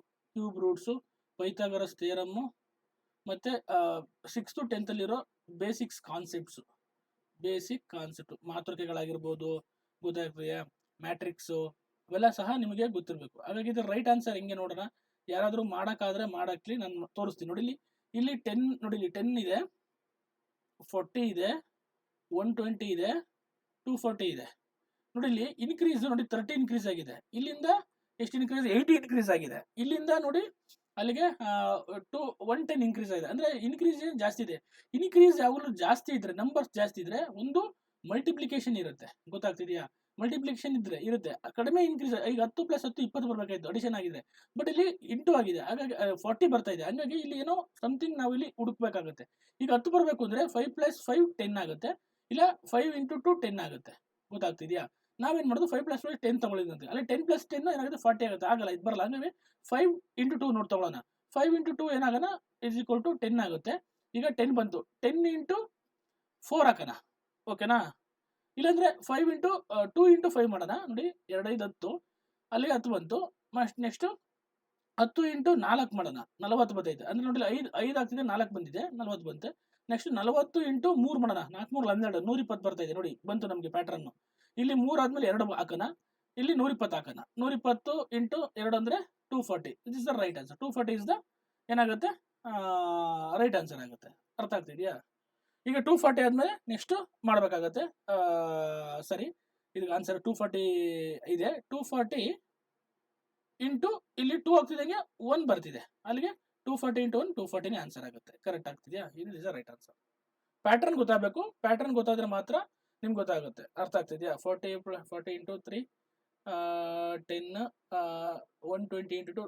ಇದು ಕರೆಕ್ಟ್ ಆಗಿದೆ. ಭವ್ಯ ಅವರು ಕರೆಕ್ಟಾಗಿ ಮಾಡಿದ್ದಾರೆ, ಓಕೆನಾ? ಭವ್ಯ ಅವರು ಕರೆಕ್ಟಾಗಿ ಮಾಡಿದ್ದಾರೆ. 10 × 40 40, 40 × 3 120, 120 × 2 240, 240 × 1 240. ವೆರಿ ಗುಡ್, ವೆರಿ ಕರೆಕ್ಟ್ ಆಗಿದೆ. ಅದು ಕರೆಕ್ಟ್ ಇದೆ. ಪ್ಯಾಟರ್ನ್ ನೋಡ್ಕೊಂಡು ಆಯ್ತು, ಆನ್ಸರ್ ಒಂದೇ ಬಂದಿದೆ. 240 ಇಸ್ ದ ರೈಟ್ ಆನ್ಸರ್, ಓಕೆನಾ? ನೆಲ್ಸನ್ ಮಂಡೇಲಾ ಜೀವನ ಸಾಧನೆ ಪ್ರಶಸ್ತಿಯನ್ನು ಪಡೆದ ಮೊದಲ ಭಾರತೀಯರು ಯಾರು? ಗೊತ್ತಾಗ್ತಿದೆಯಾ? ಯಾವುದು? ನೆಲ್ಸನ್ ಮಂಡೇಲಾ ಜೀವಮಾನ ಪ್ರಶಸ್ತಿಯನ್ನು ಪಡೆದ ಮೊದಲ ಭಾರತೀಯರು ಯಾರು? ಗೊತ್ತಾಗ್ತಿದೆಯಾ? ಯಾರು? ವಿನೋದ್ ಗಣಾತ್ರ. ಗೊತ್ತಾಗ್ತದೆ. ವಿನೋದ್ ಗಣಾತ್ರ ಅವರಿಗೆ ನೆಲ್ಸನ್ ಮಂಡೇಲಾ ಜೀವನ ಸಾಧನೆ ಪ್ರಶಸ್ತಿಯನ್ನು ಪಡೆದ. ಸಿನಿಮಾ ಕ್ಷೇತ್ರಕ್ಕೆ ನೀಡಿದ ಕೊಡುಗೆಗಳಿಗೆ ಭಾರತದ ಪ್ರಮುಖ ಚಲನಚಿತ್ರ ನಿರ್ಮಾಪಕ. ಇವರು ಚಲನಚಿತ್ರ ನಿರ್ಮಾಪಕರಾಗಿದ್ದಾರೆ. ಇವರು ದಕ್ಷಿಣ ಆಫ್ರಿಕಾದ ಪ್ರತಿಷ್ಠಿತ ನೆಲ್ಸನ್ ಮಂಡೇಲಾ ಪ್ರಶಸ್ತಿಯನ್ನು ಗೌರವಿಸಲಾಯಿತು. ಇದು 7ನೇ ನೆಲ್ಸನ್ ಮಂಡೇಲಾ ಮಕ್ಕಳ ಚಿತ್ರೋತ್ಸವದಲ್ಲಿ ಈ ಪ್ರಶಸ್ತಿಯನ್ನು ಗಣತಂತ್ರ ಅವರಿಗೆ ನೀಡಲಾಗಿದೆ. ವಿನೋದ್ ಗಣತಂತ್ರ ಅವರಿಗೆ. ನೆಲ್ಸನ್ ಮಂಡೇಲಾ ಬಗ್ಗೆ ಗೊತ್ತು, ಒಂದು ಏನು ಆಫ್ರಿಕಾದಲ್ಲಿ ಈ ಒಂದು ಜಾತಿ ಅಥವಾ ಧರ್ಮ ಬಣ್ಣದ ವಿರುದ್ಧ ಅಥವಾ ವರ್ಣಭೇದದ ನೀತಿಯ ವಿರುದ್ಧ ಏನೋ ಮಾಡಿದ್ರು, ಹೋರಾಡಿದ್ರು, ಗೊತ್ತಾಗ್ತಿದೆಯಾ? ಹಾಗಾಗಿ ಅದು ರೈಟ್ ಆನ್ಸರ್ ಆಗುತ್ತೆ ಗಣಾತ್ರ ಅವರಿಗೆ, ಓಕೆನಾ? ನೆಕ್ಸ್ಟ್ ಇಂದು ಮಂಗಳವಾರ ಆಗಿದ್ದರೆ 67 ದಿನಗಳ ನಂತರ ಯಾವಾಗ ಬರುತ್ತೆ? ನಾನು ಜಾಸ್ತಿ ಮೆಂಟಲಿಟಿ ಕ್ವಶನ್ ಸಾಲ್ವ್ ಮಾಡಲ್ಲ ಮುಂದಿನ ದಿನಗಳಲ್ಲಿ, ಬಟ್ ಈಗ ಮಾಡಿ ನೋಡ್ರಿ, 67 ದಿನಗಳ ನಂತರ ಆಗುತ್ತೆ. ಅಂದ್ರೆ ಅಲ್ಲಿಗೆ ನಮಗೆ ಮಂಗಳವಾರ ಒಂದು ತಿಂಗಳಲ್ಲಿ ಅಥವಾ ಒಂದು ತಿಂಗಳಲ್ಲಿ 4 ಮಂಗಳವಾರ ಬರುತ್ತೆ, ಅದು 5 ಬರ್ಬೋದು, ಗೊತ್ತಾಗ್ತಿದೆಯಾ? 5 ಬರ್ಬೋದು. ಇಲ್ಲಿ ಕೇಳಿದರೆ ಈ ದಿನ ಮಂಗಳವಾರದ 65 ದಿನಗಳ ನಂತರ ಯಾವುದೇ ನೀವು ದಿನಗಳು ಕೇಳಿದಾಗ ಏನ್ ಮಾಡಿ, ಆ ಕೊಟ್ಟಿರೋ ನಂಬರ್ನ /7 ಮಾಡ್ಕೊಳ್ಳಿ. ಯಾಕೆ 7 ಇಂದ ಡಿವೈಡ್ ಮಾಡ್ಬೇಕು ಅಂದ್ರೆ ನಮ್ಗೆ ಎಷ್ಟು ವೀಕ್ಸ್ ಇದಾವೆ ಅಂತಂದ್ರೆ 7 ವೀಕ್ಸ್ ಇದಾವೆ, ಅಂದ್ರೆ 7 ದಿನಗಳಿದಾವೆ. 7 ದಿನಗಳನ್ನ ಮಾಡ್ಕೊಂಡಾಗ ನಮ್ಗೆ ಎಷ್ಟು ದಿನಗಳು ಅಂತ ಗೊತ್ತಾಗುತ್ತೆ. ಇಲ್ಲಿ ನೋಡಿ 7 1 7 14 7 3 21 7 4 27 7 5 35 7 6 47 7 7 8 56 7 8 56 ಎಷ್ಟು ಉಳಿತು? 4 + 6 ಉಳಿತು. ಇಲ್ಲಿ 6 7ರಿಂದ ಮತ್ತೆ ಡಿವೈಡ್ ಆಗಲ್ಲ, ಶೇಷ 6, ಗೊತ್ತಾಯ್ತಾ? ಈಗ ನಾವೇನ್ ಮಾಡ್ಬೇಕು ಅಂತ, ಅಕಸ್ಮಾತ್ ಕಂಪ್ಲೀಟ್ ಡಿವೈಡ್ ಆಗಿದ್ರೆ ಏನಾಗುತ್ತೆ, 0 ಬರ್ತಿತ್ತು. 0 ಅಂದ್ರೆ ಅವಾಗ ಮಂಗಳವಾರನೇ ಆಗಿರುತ್ತೆ. ಈಗ ಏನ್ ಮಾಡ್ಬೇಕು, ನಮಗೆ ಮಂಗಳವಾರವಾಗಿದ್ದಾರೆ ಅಂತ ಕೇಳಿದ್ದಾರೆ, ಮಂಗಳವಾರ ದಿನಗಳ ನಂತರ ಯಾವ ದಿನ ಆಗಿರುತ್ತೆ, ನೆಕ್ಸ್ಟ್ ಡೇ ಯಾವ್ದು ಕೇಳಿದ್ದಾರೆ ಅಂದ್ರೆ ಇಲ್ಲಿಗೆ +6 ಆಡ್ ಮಾಡ್ಬೇಕು. ಇದು ಮಂಗಳವಾರ, ಗೊತ್ತಾಯ್ತಾ? ಬುಧವಾರ, ಗೊತ್ತಾಯ್ತಾ? ಗುರುವಾರ, ಶುಕ್ರವಾರ, ಮತ್ತೆ ಒಟ್ಟು ಮಂಗಳವಾರಕ್ಕೆ 6 ದಿನ ಆಡ್ ಮಾಡಿದ್ರೆ ನೆಕ್ಸ್ಟ್ ಏನ್ ಬರುತ್ತೆ, ಸೋಮವಾರ ಬರುತ್ತೆ. ನೋಡಿ, ಮಂಗಳವಾರ, ಬುಧವಾರ, ಗುರುವಾರ, ಶುಕ್ರವಾರ, ಶನಿವಾರ, ಭಾನುವಾರ, ಸೋಮವಾರ. 1 2 3 4 5 6 ಸೋಮವಾರ 6 ದಿನ ಆಡ್ ಮಾಡಿ 1 2 3 4 5 6 6 ದಿನ ಆಡ್ ಮಾಡಿದ್ರೆ ಏನ್ ಮಾಡ್ತಿದೆ, ನಮಗೆ ಸೋಮವಾರ ಬರ್ತಿದೆ, ಗೊತ್ತಾಗ್ತಿದೆ. ಸಿಂಪಲ್ ವೇನಲ್ಲಿ ಇರುತ್ತೆ, ಕರೆಕ್ಟಾಗಿ ಅರ್ಥ ಮಾಡ್ಕೋಬೇಕು. ಮೆಂಟಲಿಟಿ ಕ್ಲಾಸ್ನ ಮುಂದಿನ ದಿನಗಳಲ್ಲಿ ಬರುತ್ತೆ ಸರ್. 1 ಮಾಡಿದ್ರು ಬರುತ್ತೆ sir. 0 Tuesday, Wednesday, Thursday, Friday and Sunday, 6th Monday. Correct ಇದೆ, ಓಕೆ. ಆಯಿತು. ಇನ್ನು ಮೆಂಟಲ್ ಎಬಿಲಿಟಿ ಕ್ವಶನ್ಸ್ ನೀವು ಮಾಡ್ತೀರಾ ಅಂದ್ಕೊಂತೀನಿ. ನಾವು ಮೆಂಟಲ್ ಎಬಿಲಿಟಿ ಕ್ವಶನ್ಸ್ ಜಾಸ್ತಿ ಸಾಲ್ವ್ ಮಾಡೋಕ್ಕೆ ಹೋಗಲ್ಲ, ಯಾಕೆಂದರೆ ಟೈಮ್ ಕನ್ಸ್ಯೂಮ್ ಆಗುತ್ತೆ. ಹಾಗಾಗಿ ನೀವು ಅದನ್ನು ಮೆಂಟಲ್ ಎಬಿಲಿಟಿ ಕ್ವಶನ್ಸ್ನ ಸಾಲ್ವ್ ಮಾಡ್ಕೊಳ್ಳಿ. ಗೊತ್ತಾಗ್ತಿದೆ ನಿಮ್ಗೆ, ಸುಮ್ಮನೆ ತೋರಿಸ್ತೆ. ಈಗ 36ನೇ ಕ್ವಶನಿಗೆ ಬರೋಣ ನಾವು. 36ನೇ ಕ್ವಶನ್ ನೋಡಿ, ಇಂಡಿಯನ್ ಪ್ರೀಮಿಯರ್ ಲೀಗ್, ಇದನ್ನ ಯಾರಾದರೂ ಆನ್ಸರ್ ಮಾಡಲಿಲ್ಲ, ಎಸ್ಪೆಷಲಿ ನಮ್ಮ boys, RCB boys, where are you? ಎಷ್ಟರಲ್ಲಿ ಸ್ಟಾರ್ಟ್ ಆಯಿತು ಎಲ್ಲ ಫುಲ್ ಡೀಟೇಲ್ ಹೇಳ್ಬಿಡ್ತಾರೆ ನಮ್ಮ RCB ಬಾಯ್ಸ್. ಈಗ ಎಷ್ಟರಲ್ಲಿ ಸ್ಥಾಪನೆ ಆಯಿತು, ಎಷ್ಟರಲ್ಲಿ ಸ್ಟಾರ್ಟ್ ಆಯಿತು. ಈಗ ನಾನು ಕ್ವಶನ್ಸ್ ಕೇಳ್ತಾ ಹೋಗ್ತೀನಿ, ಆನ್ಸರ್ ಮಾಡಿ. ಈಗ ಪ್ರೆಸೆಂಟ್ ಎಷ್ಟನೇ ಲೀಗ್ ನಡೀತಾ ಇದೆ, ಪ್ರೆಸೆಂಟ್ ಎಷ್ಟನೇದು ಆವೃತ್ತಿ ನಡೀತಾ ಇದೆ ಗೊತ್ತಾಗ್ತಿದ್ಯಾ? ಎಲ್ಲ ಕರೆಕ್ಟ್ ಆನ್ಸರ್ ಮಾಡ್ತಿದ್ದಾರೆ. 2008 ಗೊತ್ತಾಯ್ತು. ಎಷ್ಟನೇ ಆವೃತ್ತಿ ನಡೀತಿದೆ ಎಲ್ಲರೂ ಗೊತ್ತಿರುತ್ತೆ, ಗೊತ್ತಾಯ್ತಾ? ನಿನ್ನೆ ನಮ್ಮದೇ ಹೋಮ್ ಗ್ರೌಂಡ್, ಎಸ್ ಸರ್ ನಿನ್ನೆ ನಮ್ಮ RCB ಗೆದ್ದಿದ್ದಾರೆ ನಿನ್ನೆ. ಯಾಕೆಂತಂದ್ರೆ ಹೋಮ್ ಗ್ರೌಂಡಲ್ಲಿ ಫಸ್ಟ್ ವಿಕ್ಟ್ರಿ. ಇನ್ನೇನು ಸೋಲ್ತಾರೆ ಅಂದ್ಕೊಂಡಿದ್ವಿ, ಸದ್ಯ ಹೆಂಗೋ ಕೃಣಾಲ್ ಪಾಂಡ್ಯ ಒಂದು ಬ್ರೇಕ್ ಥ್ರೂ ಕೊಟ್ಟು ಚೆನ್ನಾಗಿ ಪರ್ಫಾರ್ಮೆನ್ಸ್ ಮಾಡಿದ್ರು, ಗೆದ್ರು. ಓಕೆ, ಲಾಸ್ಟ್ IPL ಗೆದ್ದ ತಂಡ ಯಾವುದು? ಲಾಸ್ಟ್ IPL ಗೆದ್ದ ಸೆಕೆಂಡ್ ಪ್ಲೇಸ್ ಬಂದ ತಂಡ ಯಾವುದು ಲಾಸ್ಟ್ IPL ಅಲ್ಲಿ? ಯಾರ್ಯಾರ ವಿರುದ್ಧ ಮ್ಯಾಚ್ ನಡೀತು ಗೊತ್ತಾಗ್ತಿದ್ಯಾ? CSK. ಈ ಸಲ ಕಪ್ ನಮ್ದೆ, ಈ ಸಲ ಯೂನಿಫಾರ್ಮ್ ಕೂಡ ನಮ್ದೆ. Very good, super. ಆ ಥರ ಇನ್ಸ್ಯೂಸ್ ಇರಬೇಕು. KKR ಗೆದ್ದಿದ್ದು KKR. ನಾನು ಕೇಳಿದ್ರೆ ಸೆಕೆಂಡ್ ಪ್ಲೇಸ್ ಅಂದ್ರೆ ಯಾರ ವಿರುದ್ಧ ಗೆಲ್ತದೆ? SRH. Very good. Nitesh Mugdam correct answer. Devamma correct answer. Chetan correct answer. Okay, ಈಗ ಒಟ್ಟು ಎಷ್ಟು IPL ತಂಡಗಳು ಇದಾವೆ? ಎಷ್ಟು IPL ತಂಡಗಳಿದ್ದಾವೆ ಈಗ ಪ್ರೆಸೆಂಟ್ ಎಷ್ಟು IPL ತಂಡಗಳು ಇದ್ದಾವೆ? ಓಕೆನಾ? ನೋಡಿ, ಪ್ರೀಮಿಯರ್ ಲೀಗ್ 2008ರಲ್ಲಿ ಪ್ರಾರಂಭವಾಯಿತು. ಇದನ್ನ BCCI ನಡೆಸುತ್ತೆ. ಪ್ರತಿ ವರ್ಷ T20 ಲೀಗ್ ಆಗಿದೆ. ಪ್ರತಿ ವರ್ಷ ಏಪ್ರಿಲ್ ಮೇನಲ್ಲಿ ಇದು ನಡೆಯುತ್ತೆ. ಆಕ್ಷನ್ ಮಾಡಿ ಏನ್ ಮಾಡ್ತಾರೆ, ಕ್ರಿಕೆಟರ್ಗಳನ್ನ ಕೊಂಡ್ಕೊಂತಾರೆ. 8. ಚೇತನ್ ತಪ್ಪು ಹೇಳ್ತಿದ್ಯಾ? ಎಷ್ಟು ತಂಡಗಳಿದೆ? 10. ಟೋಟಲಿ 10 ಏನಿದೆ ಇದೆ. ಈಗ ನಡೀತಿರೋದು 2025ರಲ್ಲಿ ನಡೀತಿರೋದು 18ನೇ ಆವೃತ್ತಿ. ಓಕೆ, ಮುಂದೆ ಹೋಗೋಣ. ನೀವು ಇದರಲ್ಲಿ ಫುಲ್ ಪಂಟರಿರ್ತೀರಿ ಬಿಡ್ರಿ, ನನಗೆ ಗೊತ್ತು. ಓಕೆ, MS ಸುಬ್ಬಲಕ್ಷ್ಮಿ ಅವರು ಯಾವ ಕ್ಷೇತ್ರಕ್ಕೆ ಸಂಬಂಧಪಟ್ಟಿದ್ದಾರೆ? ಇದು ನೀವು ತುಂಬಾ ಈಸಿಯಾಗಿ ಹೇಳ್ತೀರಾ. ಅವರು ಕರ್ನಾಟಿಕ್ ಅಂತ ಹೇಳ್ಬಿಡ್ತೀರಾ. ಗೊತ್ತಾಗ್ತಿದೆಯಾ? MS ಸುಬ್ಬಲಕ್ಷ್ಮಿ ತಮಿಳುನಾಡಿನ ಮಧುರೈನವರು. ಭಾರತೀಯ ಕಾರ್ನಾಟಿಕ್ ಸಂಗೀತ ಗಾಯಕಿ. ಇವರು ಭಾರತದ ಅತ್ಯುನ್ನತ ನಾಗರಿಕ ಪ್ರಶಸ್ತಿಯಾದ ಭಾರತ ರತ್ನ ಪಡೆದಿದ್ದಾರೆ. ಭಾರತ ರತ್ನ ಪಡೆದ ಮೊದಲ ಸಂಗೀತಗಾರ್ತಿಯನ್ನು ಹೌದು ಇವರು. ಗೊತ್ತಾಗ್ತದೆ. ಹಿಂದೂಸ್ತಾನಿ ಸಂಗೀತ, ಭಾರತೀಯ ಉಪಖಂಡದಲ್ಲಿ ಒಂದು ಪ್ರಚಲಿತ ಇರುವ ಶಾಸ್ತ್ರೀಯ ಸಂಗೀತ ಒಂದು ಟೈಪ್. ಗೊತ್ತಾಗ್ತಿದ್ಯಾ? ನ್ಯಾಯಮೂರ್ತಿ ಸಂಜೀವ್ ಖನ್ನಾ ಅವರು ಭಾರತದ ಎಷ್ಟನೇ ನ್ಯಾಯಮೂರ್ತಿಯಾಗಿ ಆಯ್ಕೆಯಾಗಿದ್ದಾರೆ? ಹೇಳಿ, ಆನ್ಸರ್ ಹೇಳಿ. ಎಷ್ಟನೇದು? ವೆರಿ ಗುಡ್, 51ನೇದು. ಸಂಜೀವ್ ಖನ್ನಾ ಅವರು 51ನೇ ನ್ಯಾಯಮೂರ್ತಿಯಾಗಿ. ಚಂದ್ರಚೂಡ್ ಅವರು November 10ನೇ ತಾರೀಕು ರಿಟೈರ್ಡ್ ಆದ್ರಲ್ಲ, ಅವರ ಒಂದು ಸ್ಥಾನಕ್ಕೆ ಇವರು ಅಧಿಕಾರ ವಹಿಸಿಕೊಂಡರು. ದ್ರೌಪದಿ ಮುರ್ಮು ಅವರು ಅವರಿಗೆ ಪ್ರಮಾಣ ವಚನ ಬೋಧನೆ ಮಾಡಿದ್ರು. ಯಾರು ಪ್ರಮಾಣ ಬೋಧನೆ ಮಾಡ್ತಾರೆ ಅಂದ್ರೆ, ಎಷ್ಟನೇ ಆರ್ಟಿಕಲ್ ಅಡಿಯಲ್ಲಿ ಮುಖ್ಯ ನ್ಯಾಯಮೂರ್ತಿಗಳನ್ನ ನೇಮಕ ಮಾಡ್ತಾರೆ? ನನಗೆ ಕಮೆಂಟ್ ಮಾಡಿ. ರಾಷ್ಟ್ರಪತಿಗಳು ಇವರಿಗೆ ಏನ್ ಮಾಡ್ತಾರೆ? ಇವರಿಗೆ ಇದನ್ನ ಬೋಧನೆ ಮಾಡ್ತಾರೆ. ಓಕೆನಾ? ನೆಕ್ಸ್ಟ್, ಇತ್ತೀಚೆಗೆ ಸುದ್ದಿಯಲ್ಲಿರುವ ಕಚ್ ದ್ವೀಪವು ಯಾವ 2 ದೇಶಗಳ ಇದೆ? ಭಾರತ ಮತ್ತು ಶ್ರೀಲಂಕಾ. ಕಚ್ ದ್ವೀಪವು ಯಾವ ಒಂದು ದೇಶಗಳ ಮಧ್ಯೆ ಬರುತ್ತೆ? ಭಾರತ ಮತ್ತು ಶ್ರೀಲಂಕಾದಲ್ಲಿ ಬರುತ್ತೆ. ಇದು ಭಾರತ ಮತ್ತು ಶ್ರೀಲಂಕಾ ನಡುವಿನ ಒಂದು ಜನವಸತಿ ಇಲ್ಲದ ಪ್ರದೇಶವಾಗಿದೆ. ಇದು 2 ದೇಶಗಳ ಒಂದು ವಿವಾದಕ್ಕೆ ಸಹ ಕಾರಣವಾಗಿದೆ. 14ನೇ ಶತಮಾನದಲ್ಲಿ ಏನೊಂದು ಜ್ವಾಲಾಮುಖಿ ಸ್ಫೋಟದಿಂದ ಉಂಟಾದ ಒಂದು ಐಲ್ಯಾಂಡ್ ಆಗಿದೆ. ಗೊತ್ತಾಗ್ತದೆ. ಕಚ್ ದ್ವೀಪ ಭಾರತ ಮತ್ತು ಶ್ರೀಲಂಕಾ ನಡುವಿನ ಕಂಡು ಬರುತ್ತೆ. ಓಕೆನಾ? ಈ ಕೆಳಗಿನಲ್ಲಿ ಯಾವ ಜೋಡಿ ಹೊಂದಿಕೆಯಾಗಿದೆ ನನಗೆ ಹೇಳ್ಬೇಕು. ಯಾಕಂದ್ರೆ ಕಾನ್ಸ್ಟಿಟ್ಯೂಷನ್ ಅಲ್ಲಿ ಆರ್ಟಿಕಲ್ಸ್ ನಂಗೆ ಗೊತ್ತಿರಬೇಕು. ಕಾನ್ಸ್ಟಿಟ್ಯೂಷನ್ ಅಲ್ಲಿ ಆರ್ಟಿಕಲ್ 1 to 50 ಪಕ್ಕಾ ಗೊತ್ತಿರಬೇಕು. ಆಮೇಲೆ ಮೇನ್ ಆರ್ಟಿಕಲ್ ಗೊತ್ತಾಯ್ತಾ? ಮೇನ್ ಆರ್ಟಿಕಲ್ ಅಂದ್ರೆ 124, 248, 356 ಗೊತ್ತಾಯ್ತಾ? 352, 360 ಮತ್ತೆ 115 ಗೊತ್ತಾಗ್ತಿದೆಯಾ? 100 ಗೊತ್ತಾಯ್ತಾ? ಇವೆಲ್ಲ ಗೊತ್ತಿರಬೇಕು. ಹಾಗಾಗಿ ಈ 40ನೇ ಕ್ವಶನ್ಸ್ಗೆ ಆನ್ಸರ್ ಹೇಳಿ. ಗೊತ್ತಾಗ್ತಿದ್ಯಾ? 40ನೇ ಕ್ವಶನ್ಸ್ಗೆ ಆನ್ಸರ್ ಹೇಳಿ. ಈ ಕೆಳಗೆ ಯಾವ ಜೋಡಿ ಹೊಂದಿಕೆ ಸರಿಯಾಗಿದೆ? ಗೊತ್ತಾಗ್ತಿದ್ಯಾ? ಯಾವುದು? 3 ಕರೆಕ್ಟ್ ಆನ್ಸರ್. ಇದು ಹೊಂದಿಕೆ ಆಗಿಲ್ಲ. ಯಾಕೆ ಅಂತಂದ್ರೆ ರಾಷ್ಟ್ರೀಯ ಎಮರ್ಜೆನ್ಸಿ 352 ಗೊತ್ತಾಗ್ತಿದ್ಯಾ? ರಾಜ್ಯ ತುರ್ತು ಪರಿಸ್ಥಿತಿ 356. ಆರ್ಥಿಕ ಪರಿಸ್ಥಿತಿ ಕರೆಕ್ಟ್ ಇದೆ. This is the right answer. Very good, ಚೆನ್ನಾಗಿ ಹೇಳ್ತಿದ್ದೀರಾ. ನ್ಯಾಷನಲ್ ಎಮರ್ಜೆನ್ಸಿನ ಯಾವಾಗ ಹೇಳ್ತಾರೆ, ರಾಜ್ಯ ತುರ್ತು ಪರಿಸ್ಥಿತಿ ಯಾವಾಗ ಹೇಳ್ತಾರೆ ಗೊತ್ತಿರಬೇಕು. ಅದ್ರ ಬಗ್ಗೆ ಸಂಪೂರ್ಣ ಮಾಹಿತಿ ಇರಬೇಕು. ಗೊತ್ತಾಗ್ತಿದ್ಯಾ? ನೋಡಿ, ಎಮರ್ಜೆನ್ಸಿ ತುರ್ತು ಪರಿಸ್ಥಿತಿಗಳು ಯಾವ ಒಂದು ಸಂವಿಧಾನದಿಂದ ತಗೊಂಡಿದೀವಿ? ತುರ್ತು ಪರಿಸ್ಥಿತಿಗಳನ್ನ ಯಾವ ಒಂದು ಸಂವಿಧಾನದಿಂದ ತಗೊಂಡಿದೀವಿ?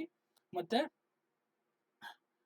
ಗೊತ್ತಾಗ್ತಿದೆಯಾ? ಒಂದು ಕಮೆಂಟ್ ಮಾಡಿ. ಎರಡನೇದು, ಈ ತುರ್ತು ಪರಿಸ್ಥಿತಿನ ಯಾವ ಯಾವ ಸಂದರ್ಭದಲ್ಲಿ ನಾವು ಏರ್ಬಹುದು ಗೊತ್ತಾಗ್ತಿದೆಯಾ. ಹಾಗಾಗಿ ನಿಮ್ಗೆ ಇದು ಇಷ್ಟು ಮಾಹಿತಿ ಗೊತ್ತಿರಬೇಕು, ಗೊತ್ತಾಗ್ತಿದ್ಯಾ. ಜರ್ಮನಿ, ವೆರಿ ಗುಡ್, ತುಂಬಾ ಚೆನ್ನಾಗಿ ಹೇಳ್ತಾ ಇದ್ದೀರಾ. ಈ ಕೆಳಗಿನ ಕೃತಿಯನ್ನು ಕುವೆಂಪು ಬರೆದಿಲ್ಲ. ಯಾವ ಒಂದು ಕೃತಿಯನ್ನು ಕುವೆಂಪುರವರು ಬರೆದಿಲ್ಲ ಅಂತ ಕೇಳ್ತಾ ಇದ್ದಾರೆ. ಇಲ್ಲಿ ನೋಡಿ, ನಿಮಗೆ ಕುವೆಂಪುರವರ ಕೃತಿಗಳು, ಕನ್ನಡದ ಮೇಲೆ ಕ್ವಶನ್ಸ್ಗಳು ಬರುತ್ತೆ. ಕುವೆಂಪುರವರ ಕೃತಿಗಳು ಗೊತ್ತಿರಬೇಕು.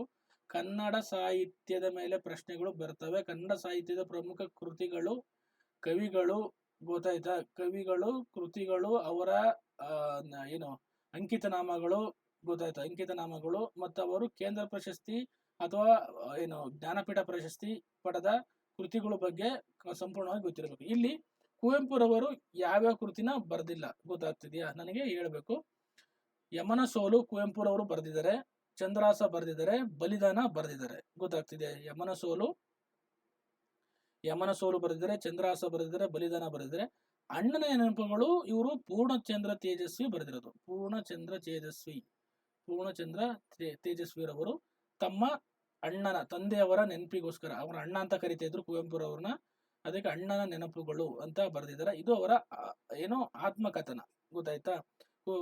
ಪೂರ್ಣಚಂದ್ರೇಶ್ವರವರ ತಂದೆ ಕುವೆಂಪುರವರ ಬಗ್ಗೆ ಬರೆದ ಒಂದು ಕೃತಿಯಾಗಿದೆ, ಗೊತ್ತಾಗ್ತಿದೆಯಾ. ಯಮನ ಸೋಲು, ಕಾನೂರು ಹೆಗ್ಗಡತಿ, ಮಲಗಳಲ್ಲಿ ಮದುಮಗಳು, ಯಮನ ಜಲಗಾರ, ಬಿರುಗಾಳಿ, ಇವು ಕುವೆಂಪುರವರ ಪ್ರಮುಖ ಕೃತಿಗಳು. ಗೊತ್ತಿರಬೇಕು ನಿಮ್ಗೆ ಕುವೆಂಪುರವರ ಪ್ರಮುಖ ಕೃತಿಗಳು, ಗೊತ್ತಾಗ್ತಿದೆಯಾ. ಅಣ್ಣ ನೆನಪುಗಳು KP Poornachandra Tejaswi. Okay, very good. Savitri 371 ಉಲ್ಲಂಘನೆ, ನಾನು ಅದನ್ನ ಮುಂದಿನ ದಿನಗಳಲ್ಲಿ ಮಾಡ್ತೀನಿ. ಯಾಕೆಂತಂದ್ರೆ ಪಹಲ್ಗಾಮ್ ಕರೆಂಟ್ ಅಫೇರ್ಸ್ ಅಲ್ಲಿ ಬಂದಾಗ ನಾನು ಅದ್ರ ಬಗ್ಗೆ ಎಕ್ಸ್ಪ್ಲೇನ್ ಮಾಡ್ತೀನಿ. ಈಗ ಕ್ವಶನ್ ಪೇಪರ್ ಸಾಲ್ವ್ ಮಾಡ್ತಾ ಇರೋದ್ರಿಂದ ನಾನು ಹೇಳ್ತೀನಿ ಅದನ್ನ. ಪಹಲ್ಗಾಮ್ 370 ಉಲ್ಲಂಘನೆ ಆಗಿದೆಯಾ ಇಲ್ವಾ ಅನ್ನೋದ್ರ ಬಗ್ಗೆ ಡಿಸ್ಕಷನ್ ಮಾಡೋಣ, ಗೊತ್ತಾಗ್ತಿದೆಯಾ, ಮುಂದಿನ ದಿನಗಳಲ್ಲಿ. ಈಗ ಕರೆಂಟ್ ಅಫೇರ್ಸ್ ಇದಿಲ್ಲ ಮುಗ್ಸೋಕೆ ಆಗಲ್ಲ, ಗೊತ್ತಾಗ್ತಿದೆಯಾ. ಹೋಗೋಣ ಮುಂದೆ. ಹೇಳ್ತೀನಿ, ನಿಮ್ ಕರೆಂಟ್ ಅಫೇರ್ಸ್ ಮಾಡ್ಬೇಕಾದ್ರೆ ಅದನ್ನ ಡೀಟೇಲ್ ಆಗಿ ಎಕ್ಸ್ಪ್ಲೇನ್ ಮಾಡ್ತೀನಿ. ನೀವು ಅದನ್ನ ಅಪ್ಡೇಟ್ ಇರಿ, ಗೊತ್ತಾಯ್ತಾ. ಕರೆಂಟ್ ಅಫೇರ್ಸ್ ನೀವು ಅಪ್ಡೇಟ್ ಇರಬೇಕು. ಯಾಕೆ ಅಂತಂದ್ರೆ ಎಲ್ಲೆಲ್ಲಿಡ್ತು ಅದ್ರ ಮೇಲೆ ಪ್ರಶ್ನೆ ಬರೋ ಚಾನ್ಸಸ್ ಇದೆ, ಗೊತ್ತಾಗ್ತಿದೆಯಾ. ಹಾಗಾಗಿ ಅದ್ರ ಮೇಲೆ ಕಾನ್ಸಂಟ್ರೇಷನ್ ಇರಲಿ. ಡೈಲಿ ಪೇಪರ್ ಓದಿ, ಗೊತ್ತಾಯ್ತಾ. ಈಗ ಯಾರ್ಯಾರು ನ್ಯೂಸ್ ಪೇಪರ್ ಓದ್ತಾ ಇದ್ದೀರಾ ಗೊತ್ತಿಲ್ಲ, ಏನೇನು ಡಿಸಿಷನ್ ತಗೊಂಡು ಭಾರತ ಸರ್ಕಾರ ಏನೇನು ಡಿಸಿಷನ್ ತಗೊಂತು ಅದೆಲ್ಲ ನಿಮಗೆ ಗೊತ್ತಿರಬೇಕು. ಮೊನ್ನೆ ಡಿಸಿಷನ್ ತಗೊಂಡಿದೆ, ಕ್ಯಾಬಿನೆಟ್ ಮೀಟಿಂಗ್ ಎಲ್ಲ ಮಾಡಿ, ಗೊತ್ತಾಗ್ತಿದೆಯಾ. ಪಾಕಿಸ್ತಾನಕ್ಕೆ ನಾವು ಯಾವುದೇ ತರ ಇದು ಬರಲ್ಲ ಅಂತ ಅಂದ್ಬಿಟ್ಟು, ಗೊತ್ತಾಗ್ತಿದೆಯಾ. ಅಂದ್ರೆ ನಾವು ಯಾವುದೇ ತರ ಟಾಲರೆನ್ಸ್ ಮಾಡಲ್ಲ. ಮತ್ತೆ ಇಲ್ಲಿನ ಎಲ್ಲಾ ರಾಯಭಾರಿಗಳನ್ನ ಊದಟ್ಟಿದೆ. ಆಮೇಲೆ ಇಲ್ಲಿರೋ ಪಾಕಿಸ್ತಾನಿಗೆ ಎಲ್ಲ ವೀಸಾ ಕ್ಯಾನ್ಸಲ್ ಮಾಡಿದೆ, ಗೊತ್ತಾಗ್ತಿದೆಯಾ. ನೆಕ್ಸ್ಟ್ 370 ಬಗ್ಗೆ ನಾವು ಡೀಟೇಲ್ ಆಗಿ ಮಾತಾಡೋಣ, ಒಂದು ಕ್ಲಾಸೇ ಮಾಡೋಣ ಅದ್ರ ಬಗ್ಗೆ, ಓಕೆನಾ. ಕರೆಂಟ್ ಅಫೇರ್ಸ್ ಅಲ್ಲಿ ಬರುತ್ತೆ. ಇಲ್ಲಿ ಏನಾಗಿದೆ, ಲಿಮಿಟೆಡ್ ಟೈಮ್ ಇರೋದ್ರಿಂದ ನಾವು ಕೆಲವೊಂದನ್ನ ಅವಾಯ್ಡ್ ಮಾಡ್ತೀನಿ. ಹಂಗಾಗಿ ಅದಕ್ಕೆ ನೀವು ಹೆಚ್ಚಿನ ಮಾಹಿತಿನ ಕಲೆಕ್ಟ್ ಮಾಡ್ಕೊಳ್ಳಿ, ಗೊತ್ತಾಗ್ತಿದೆಯಾ. ನೆಕ್ಸ್ಟ್ 42ನೇ ಕ್ವಶನ್ಸ್ ನೋಡೋಣ. ಇದು ತುಂಬಾ ಸಿಂಪಲ್ ಇದೆ. ಸರ್ವಜ್ಞ ಕನ್ನಡ ಆದ್ರೆ, ತಿರುವಳ್ಳೂರು ಏನು ತಮಿಳು, ಗೊತ್ತಾಗ್ತದೆ. ಇವರು ತಮಿಳಿನಲ್ಲಿ ತ್ರಿಪದಿಗಳಲ್ಲಿ ಏನ್ ಮಾಡ್ತಾರೆ, ಬರೀತಾರೆ. ಇವರ ತಿರುಕ್ಕಳ್ಳೂರು ಎಂಬ ಕೃತಿಯನ್ನು ಸಹ ಇವರು ರಚನೆ ಮಾಡಿದ್ದಾರೆ, ತಮಿಳು. ಇದು ರೈಟ್ ಆನ್ಸರ್, ಓಕೆನಾ. ನೆಕ್ಸ್ಟ್ ಕ್ವಶನ್, ಅವರು ಯಾವ ಒಂದು ಬುಡಕಟ್ಟಿಗೆ ಸಂಬಂಧಪಟ್ಟಿದ್ದಾರೆ. ಇದು ರಿಪೀಟೆಡ್ ಕ್ವಶನ್, ತುಂಬಾ ಸಲ ರಿಪೀಟ್ ಆಗಿದೆ. ಇದು ನಿಮಗೆ ಗೊತ್ತು, ಯುಸಿ ಬುಡಕಟ್ಟು ಅಂತ. ಕ್ವಶನ್ ಅವರು ಯುಸಿ ಬುಡಕಟ್ಟುಗೆ ಸೇರಿದ್ದಾರೆ. ನೆಕ್ಸ್ಟ್, ಇತ್ತೀಚೆಗೆ ಡೊನಾಲ್ಡ್ ಟ್ರಂಪ್ ಅವರು ಅಧ್ಯಕ್ಷರಾಗಿ ಆಯ್ಕೆಯಾದ ಯಾವ ಪಕ್ಷಕ್ಕೆ ಸೇರಿದರು. ಅಮೆರಿಕದಲ್ಲಿ ಎಲೆಕ್ಷನ್ ನಡೀತು, ಅದರಲ್ಲಿ ಯಾರು ಯಾವ ಪಕ್ಷಕ್ಕೆ ಸೇರಿದ್ರು ಅಂತ ಕ್ವಶನ್ಸ್ ಕೇಳ್ಬೋದು. ಡೊನಾಲ್ಡ್ ಟ್ರಂಪ್ ಅವರು ಏನ್ ಮಾಡೋದು, ಯಾವ ಪಕ್ಷಕ್ಕೆ ಸೇರಿದಾರೆ ಅಂದ್ರೆ ರಿಪಬ್ಲಿಕ್ ಪಕ್ಷಕ್ಕೆ ಸೇರಿದರು, ಗೊತ್ತಾಯ್ತಾ. ರಿಪಬ್ಲಿಕ್ ಪಕ್ಷ ಸೇರಿದರು.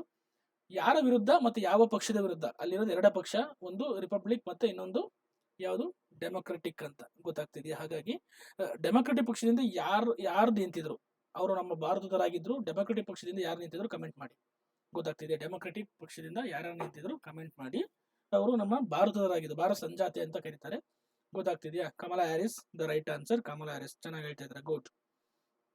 ಕಾನೂನು ಬಾಹಿರ ಚಟುವಟಿಕೆ, UAP ಆಕ್ಟ್, ಗೊತ್ತಾ. ಅನ್ಲಾಫುಲ್ ಆಕ್ಟಿವಿಟೀಸ್ ಪ್ರಿವೆನ್ಷನ್ ಆಕ್ಟ್ ಅಂತ ಕರೀತಾರೆ. ಕಾನೂನು ಬಾಹಿರ ಚಟುವಟಿಕೆಗಳ ತಡೆಗಟ್ಟುವ ಕಾಯಿದೆ. ಈ ಹೇಳಿಕೆಗಳನ್ನು ಪರಿಗಣಿಸಿ, ವೆರಿ ಇಂಪಾರ್ಟೆಂಟ್. ಯಾಕೆ ನೋಡಿ, ಈಗ ಏನಾಯ್ತಲ್ಲ, ಪೆಹಲ್ಗಾಮ್ ಇನ್ಸಿಡೆಂಟ್ ಆಯ್ತಲ್ಲ, ಅಲ್ಲಿ UAP ಆಕ್ಟ್ ಹಾಕ್ತಾರೆ. ಅವ್ರು ಏನಾರು ಅರೆಸ್ಟ್ ಆಯ್ತು ಅಂದ್ರೆ ಅಕ್ಯೂಸ್ಡ್ಗಳು UAP ಆಕ್ಟ್ ಹಾಕಿ ಅವ್ರನ್ನ ಅರೆಸ್ಟ್ ಮಾಡ್ತಾರೆ. UAP act unlawful activities prevention act ಅಂತ ಕರೀತಾರೆ. 1986 ಅಲ್ಲಿ ಜಾರಿ ಬಂತಿದ್ದು, ಗೊತ್ತಾಗ್ತಿದ್ಯಾ. ಇದ್ರದ್ದು ಏನಂತಂದ್ರೆ ಇಂಪಾರ್ಟೆಂಟ್ ಏನಂದ್ರೆ, ಈ ಕಾಯ್ದೆಯನ್ನು ಇದು ಎಕ್ಸಾಂಪಲ್ ಇದು ನೋಡೋಣ. ಸ್ಟೇಟ್ಮೆಂಟ್ ನೋಡಿದ್ರೆ ಈ ಕಾಯ್ದೆ ಗರಿಷ್ಠವು 90 ದಿನಗಳ ಚಾರ್ಜ್ ಶೀಟ್ ಇಲ್ಲದೆ ಬಂಧನಕ್ಕೆ ಅನುವು ಮಾಡಿಕೊಳ್ಳೋದು ತಪ್ಪಾಗುತ್ತೆ. ಇದು 180 ಡೇಸ್ ವರೆಗೂ ಸಹ ಬಂಧನ ಮಾಡಬಹುದು. ಈ ಅಡಿಯಲ್ಲಿ ಭಾರತ ನಾಗರಿಕರು ಮತ್ತು ವಿದೇಶಿ ಪ್ರಜೆಗಳಿಗೆ ಭಾರತ ಒಳಗೆ ಅಥವಾ ಹೊರಗೆ ಮಾಡಿದ ಅಪರಾಧಗಳಿಗೆ ಆರೋಪವನ್ನು ಹೊರಿಸಬಹುದು. ಕರೆಕ್ಟ್ ಇದೆ. ಅವರೇನೋ ಭಾರತದವರಾಗಿರ್ಬೋದು ಅಥವಾ ವಿದೇಶಿ ಪ್ರಜೆಗಳಾಗಿರ್ಬೋದು. ಯಾಕಂದ್ರೆ ವಿದೇಶಿ ಪ್ರಜೆಗಳು ಬರ್ತಾರೆ, ಆ ಕಿತ್ತೋದು ಪಾಕಿಸ್ತಾನದಿಂದ ಬರ್ತಾರೆ, ನಮ್ಮ ದೇಶದ ಹಾಳು ಮಾಡಬೇಕು, ನಮ್ಮ ದೇಶನ ಸಹಿಸ್ಕೋಬೇಕು, ಅದು ಧರ್ಮದ ಹೆಸರಿನಲ್ಲಿ ಬರ್ತಾರೆ. ಈ ಕೆಟ್ಟ ಪಾಕಿಸ್ತಾನಕ್ಕೆ ಬುದ್ಧಿ ಕಲ್ಸಕ್ಕೆ ನಮ್ಮ ಇಂಡಿಯಾ ಆರ್ಮಿ ಸಜ್ಜಾಗಿದೆ. ಈ ಪಹಲ್ಗಾಮ್ನ ಒಂದು ಏನು ಪಾಪ ನಮ್ಮ ಕರ್ನಾಟಕದ ಇಬ್ರು, ಮಂಜುನಾಥ್ ಅಂತ ಒಬ್ರು ಮತ್ತೆ ಇನ್ನೊಬ್ರು ಭೂಷಣ್ ಅಂತ ಒಬ್ರು ಪಾಪ ತೀರ್ಕೊಂಡ್ರು. ಅವರ ಒಂದು ಆಕ್ರೋಶ ಗ್ಯಾರಂಟಿ ನಮ್ಮ ಇಂಡಿಯನ್ ಆರ್ಮಿ ಅವ್ರ ಮೇಲೆ ರಿವೆಂಜ್ ತೀರ್ಸ್ಕೊಳ್ಳುತ್ತೆ. ತುಂಬಾ ಒಂಥರ ಅಮಾನವೀಯವಾಗಿ ನಡ್ಕೊಂತ ಇದ್ದಾರೆ ಧರ್ಮದ ಹೆಸರಿನಲ್ಲಿ. ಗೊತ್ತಾಗ್ತಿದ್ಯಾ? ಧರ್ಮ ಅನ್ನೋದು ಒಂದು ಇದಕ್ಕೆ ಏನು ನಮ್ಮ ಆಚರಣೆಗಳಿಗೆ ಇದರಬೇಕು. ಅವ್ರ ಮೂಲಭೂತವಾದಿಗಳು ಅದನ್ನ ತಗೊಂಡು ತುಂಬಾ ಮಾಡ್ತಾರೆ. ಇದು ಇದಕ್ಕೆ ಆನ್ಸರ್ ಯಾರು ಮಾಡ್ತಾ ಇಲ್ಲ. ಗೊತ್ತಾಗ್ತಿದ್ಯಾ? ಇದಕ್ಕೆ ಆನ್ಸರ್ ಯಾರು ಮಾಡ್ತಾ ಇಲ್ಲ. UAPA ಆಕ್ಟ್ ಬಗ್ಗೆ ತುಂಬಾ ಓದಿರ್ಬೇಕು. ನೀವೆಲ್ಲ ಡೈರೆಕ್ಟ್ ಕ್ವಶನ್ಸ್ ನ ಚೆನ್ನಾಗಿ ಆನ್ಸರ್ ಮಾಡ್ತಾ ಇದ್ದೀರಾ, ಬಟ್ ಆದ್ರೆ ಕಾನ್ಸೆಪ್ಟ್ ಕ್ವಶನ್ಸ್ ಬಂದ್ರೆ ಆನ್ಸರ್ ಮಾಡ್ತಾ ಇಲ್ಲ. ನಾನು ತುಂಬಾ ಸ್ಟೂಡೆಂಟ್ಸ್ ತಪ್ಪು ಮಾಡ್ತಿದ್ದೀರಾ. ಕಾನ್ಸೆಪ್ಟ್ ಕ್ವಶನ್ ಗೊತ್ತಿರಬೇಕು. UAPA ಆಕ್ಟ್ ಬಂತು ಅಂತಂದ್ರೆ ಫುಲ್ ಸಂಪೂರ್ಣವಾಗಿ ನಿಮ್ಗೆ UAPA ಆಕ್ಟ್ ಬಗ್ಗೆ ಗೊತ್ತಿರಬೇಕು. ಗೊತ್ತಾಗ್ತಿದ್ಯಾ? UAPA ಆಕ್ಟ್ ಯಾರಿಗೆ ಗೊತ್ತಿಲ್ಲ ಅಥವಾ ಯಾವುದೇ ಆಕ್ಟ್ ಆಗಿರ್ಲಿ ಗೊತ್ತಾಗ್ತಿದೆ, ತುಂಬಾ ಚೆನ್ನಾಗಿ ತಿಳ್ಕೊಂಡಿರ್ಬೇಕು ಅದ್ರ ಬಗ್ಗೆ ಮಾಹಿತಿನ. ಗೊತ್ತಾಗ್ತಿದ್ಯಾ? ಒಂದ್ ನಿಮಿಷ.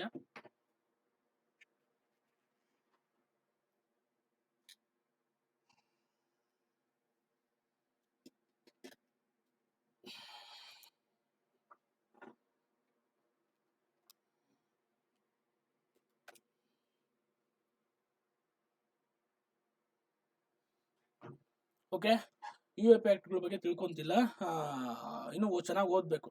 ಗೊತ್ತು, ಸ್ಕ್ರೀನ್ ಆಫ್ ಆಗಿದೆ, ನಾನು ಆಫ್ ಮಾಡಿದ್ದು. ಗೊತ್ತಾಗ್ತಿದ್ಯಾ?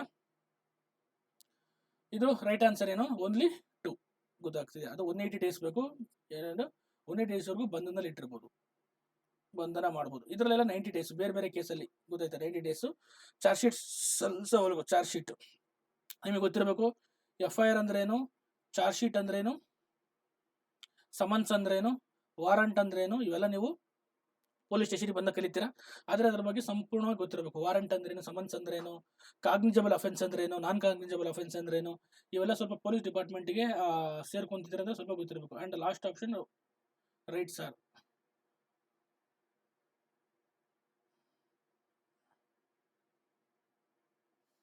ಗೊತ್ತಾಗ್ತಿದ್ಯಾ? 2 ಇಸ್ ದ ರೈಟ್ ಆನ್ಸರ್ ಆಗುತ್ತೆ. 2. ನೆಕ್ಸ್ಟ್, RBI ಯಾವಾಗ ರಾಷ್ಟ್ರೀಕರಣಗೊಂಡಿತು? ಇದೆಲ್ಲರೂ ಹೇಳ್ತೀರಾ. ಈಗ ಗೊತ್ತಿದೆ RBI ಎಷ್ಟು ರಾಷ್ಟ್ರೀಕರಣಗೊಂಡಿತು. ನಂಗೆ RBI ಸ್ಥಾಪನೆ ಮಾಡಿದ್ದು 1934ರಲ್ಲಿ ಈ ಕಾಯ್ದೆ ಜಾರಿಗೆ ಬಂತು.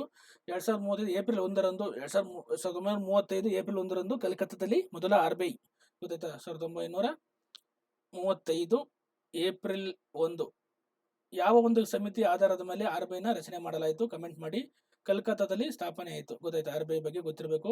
1937 ಇದನ್ನ ಏನು ಮುಂಬೈಗೆ, ಕೋಲ್ಕತ್ತಾದಿಂದ ಮುಂಬೈಗೆ ಏನ್ ಮಾಡಿದ್ರು? ಸ್ಥಳಾಂತರ ಮಾಡಿದ್ರು. 1949ರಲ್ಲಿ ಇದು ರಾಷ್ಟ್ರೀಕರಣಗೊಂಡಿದ್ದು. ರಾಷ್ಟ್ರೀಕರಣ ಮಾಡಿದ ಆಗ ಇದ್ದ ಏನು ರಾಷ್ಟ್ರೀಕರಣ ಮಾಡಲಾಯಿತು ಇದನ್ನ 1935ರಲ್ಲಿ ಇದನ್ನ ಜಾರಿ ಬರೆಸಲಾಯಿತು. RBI ಬಗ್ಗೆ ಸಂಪೂರ್ಣ ಮಾಹಿತಿ ಗೊತ್ತಿರಬೇಕು. RBI ಗವರ್ನರ್ಗಳು ಯಾರು? ಗೊತ್ತಾಯ್ತು? RBIನಲ್ಲಿ ಎಷ್ಟು ಜನ ಗವರ್ನರ್ ಇರ್ತಾರೆ ಅದ್ರ ಬಗ್ಗೆ ಗೊತ್ತಿರಬೇಕು. ಯಾವ ಒಂದು ಕಮಿಟಿ ಆಧಾರದ ಮೇಲೆ ಇದನ್ನ ರಿಪೋರ್ಟ್ ಮೇಲೆ RBIನ ಸ್ಥಾಪನೆ ಮಾಡಲಾಯಿತು. ಗೊತ್ತಾಯ್ತಾ? Hilton Young committee. Very good, correct answer. ಮುಂದೆ ಹೋಗೋಣ. Next, who is the father of white revolution? ಗೊತ್ತಾಯ್ತು. ರೆವಲ್ಯೂಷನ್ ಬಗ್ಗೆ ಗೊತ್ತಿರಬೇಕು. ಏನು ಕ್ರಾಂತಿಗಳಂತ ಕರೀತಾರೆ. White revolution, green revolution, red revolution, potato revolution, ಇವೆಲ್ಲ ಗೊತ್ತಿರಬೇಕು. ಅದರಲ್ಲಿ ವೈಟ್ ರೆವಲ್ಯೂಷನ್ ಅಂತ ಬಂದರೆ ಶ್ವೇತ ಕ್ರಾಂತಿ ಅಥವಾ ಕ್ಷೀರ ಕ್ರಾಂತಿ ಅಂತ ಕರೀತಾರೆ. ಅದರಲ್ಲಿ ಯಾರು ವರ್ಗೀಸ್ ಕುರಿಯನ್ ಅಂತ ಕರೀತಾರೆ. ಸ್ವಾಮಿನಾಥನ್ ಗ್ರೀನ್ ರೆವಲ್ಯೂಷನ್, ನಾರ್ಮನ್ ಬೋಲಾಂಗ್ ಪ್ರಪಂಚದ ಗ್ರೀನ್ ರೆವಲ್ಯೂಷನ್, ಭಾರತದಲ್ಲಿ ಇವರು. ಆಡಮ್ ಸ್ಮಿತ್ ಇವರು ಎಕನಾಮಿಕ್ಸ್ ಸಂಬಂಧಪಟ್ಟವರು. ಗೊತ್ತಾಗ್ತದೆ? ಆಡಮ್ ಸ್ಮಿತ್ ಎಕನಾಮಿಕ್ಸ್ ಸಂಬಂಧಪಟ್ಟವರು. ಓಕೆನಾ? ISP ಸ್ಟ್ಯಾಂಡ್ ಫಾರ್ ಅಂದ್ರೆ ಇಂಟರ್ನೆಟ್ ಸರ್ವಿಸ್ ಪ್ರೊವೈಡರ್. ಏನ್ ನಮ್ಗೆ ಏರ್ಟೆಲ್ ಆಗಿರ್ಬೋದು, ಜಿಯೋ ಆಗಿರ್ಬೋದು, ಏರ್ಟೆಲ್, ಗೊತ್ತಾಯ್ತಾ? ಏನ್ ನಮ್ಗೆ ವೈಫೈ ಕೊಡ್ತಾರಲ್ಲ ಅವ್ರನ್ನ ಏನ್ ಮಾಡ್ತಾರೆ? ಇಂಟರ್ನೆಟ್ ಸರ್ವಿಸ್ ಪ್ರೊವೈಡರ್ ಅಂತ ಕರೀತಾರೆ. ಇಂಟರ್ನೆಟ್ ಸೇವಾ ಪೂರೈಕೆದಾರರು. ISP ಫುಲ್ ಸ್ಟ್ಯಾಂಡ್ ಫಾರ್ಮ್ ಅದೇ ಅಂತ. ಗೊತ್ತಾಯ್ತಾ? ನೆಕ್ಸ್ಟ್, ಕಂಪ್ಯೂಟರ್ ಬಗ್ಗೆ ಕ್ವಶನ್ಸ್ಗಳಿದೆ. ಕಂಪ್ಯೂಟರ್ ತುಂಬಾ ಇಂಪಾರ್ಟೆಂಟ್. ಎಷ್ಟೋ ಜನ ಕಂಪ್ಯೂಟರ್ ನೆಗ್ಲೆಕ್ಟ್ ಮಾಡ್ತೀರಾ. ಕಂಪ್ಯೂಟರ್ ಅಲ್ಲಿ ಏನಾಗುತ್ತೆ, ಗೊತ್ತಾಯ್ತಾ? ಕಂಪ್ಯೂಟರ್ನ ತುಂಬಾ ಜನ ನೆಗ್ಲೆಕ್ಟ್ ಮಾಡ್ತಾರೆ. ಕಂಪ್ಯೂಟರ್ ತುಂಬಾ ಗ್ರೂಪ್ C ಎಕ್ಸಾಮ್ಸ್ಗಳಿಗೆ ಮತ್ತೆ ಇನ್ನೊಂದು PSI ಎಕ್ಸಾಮ್ಸ್ ಅಲ್ಲೂ ಸಹ ಕೆಲವೊಂದು ಕ್ವಶನ್ಸ್ಗಳು ಬರುತ್ತೆ. ಈಗ ಆಲ್ರೆಡಿ ನೋಡಿದ್ರೆ ತುಂಬಾ ಕ್ವಶನ್ಸ್ಗಳು ಕೇಳ್ತಾ ಇದ್ದಾರೆ ಇದರಲ್ಲಿ, ಗೊತ್ತಾಗ್ತಿದೆ. ಹಾಗಾಗಿ ನಾವು ಈಗ ನೋಡೋಣ. ಕಂಪ್ಯೂಟರ್ CPU ಈ ಕೆಳಗಿನ ಯಾವ ಭಾಷೆಯನ್ನು ನೇರವಾಗಿ ಕಾರ್ಯಯುತಗೊಳಿಸುತ್ತದೆ? ನೋಡಿ, ಕಂಪ್ಯೂಟರ್ ಭಾಷೆ ಯಾವ ಭಾಷೆಯನ್ನು ನೇರವಾಗಿ ಕೇಳ್ತಿರೋದು, ಕ್ವಶನ್ಸ್ ಅರ್ಥ ಮಾಡ್ಕೊಳ್ಳಿ, ಗೊತ್ತಾಯ್ತಾ. ಕಂಪ್ಯೂಟರ್ ಯಾವ ಭಾಷೆಯನ್ನು, ಕಂಪ್ಯೂಟರ್ CPU ಈ ಕೆಳಗಿನ ಯಾವ ಭಾಷೆ ನೇರವಾಗಿ ಕಾರ್ಯಗೊಳಿಸುತ್ತದೆ? ಗೊತ್ತಿದೆ.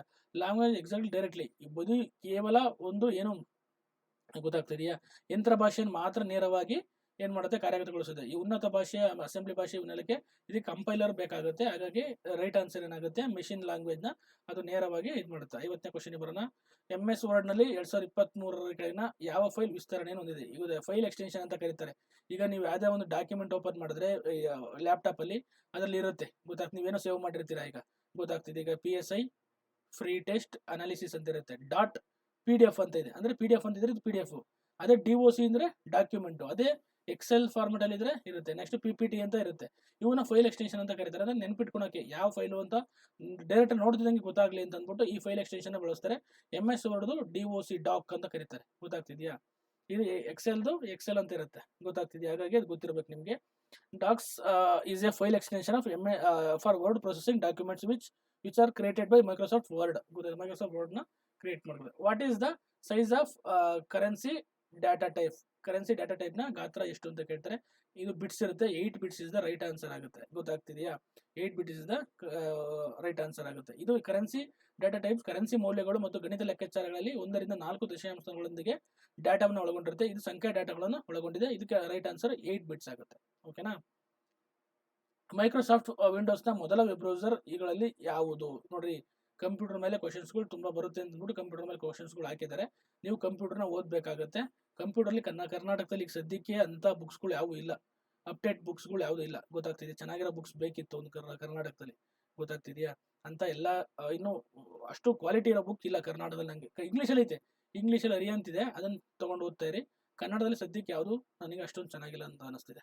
ಓಕೆ, ನಮ್ಮ ಮೈಕ್ರೋಸಾಫ್ಟ್ ವಿಂಡೋಸ್ ನ ಮೊದಲ ವೆಬ್ ಬ್ರೌಸರ್ ಸೆಲ್ಲೋ, ಗೊತ್ತಾಗ್ತಿದೆ. ಅದು cello is the right answer ಆಗುತ್ತೆ. Next, which are the following can be installed in MS word? MS word ಅಲ್ಲಿ ಏನೇನ ಇನ್ಸ್ಟಾಲ್ ಮಾಡಬಹುದು ಅಂತ ಕೇಳ್ತಾ ಇದ್ರೆ, ಏನೇನು ಹಾಕ್ಬೋದು ಅಂತ ಕೇಳ್ತಾ ಇದ್ರೆ, ಚಿತ್ರ, ಕ್ಲಿಪ್ ಆರ್ಟ್, ಚಾರ್ಟ್, ಈ ಮೇಲಿನ ಎಲ್ಲವೂ ಇಸ್ ದ ರೈಟ್ ಆನ್ಸರ್. ಯಾಕಂದ್ರೆ ಚಿತ್ರನ ಹಾಕ್ಬೋದು, ಗೊತ್ತಾಗ್ತಿದೆಯಾ.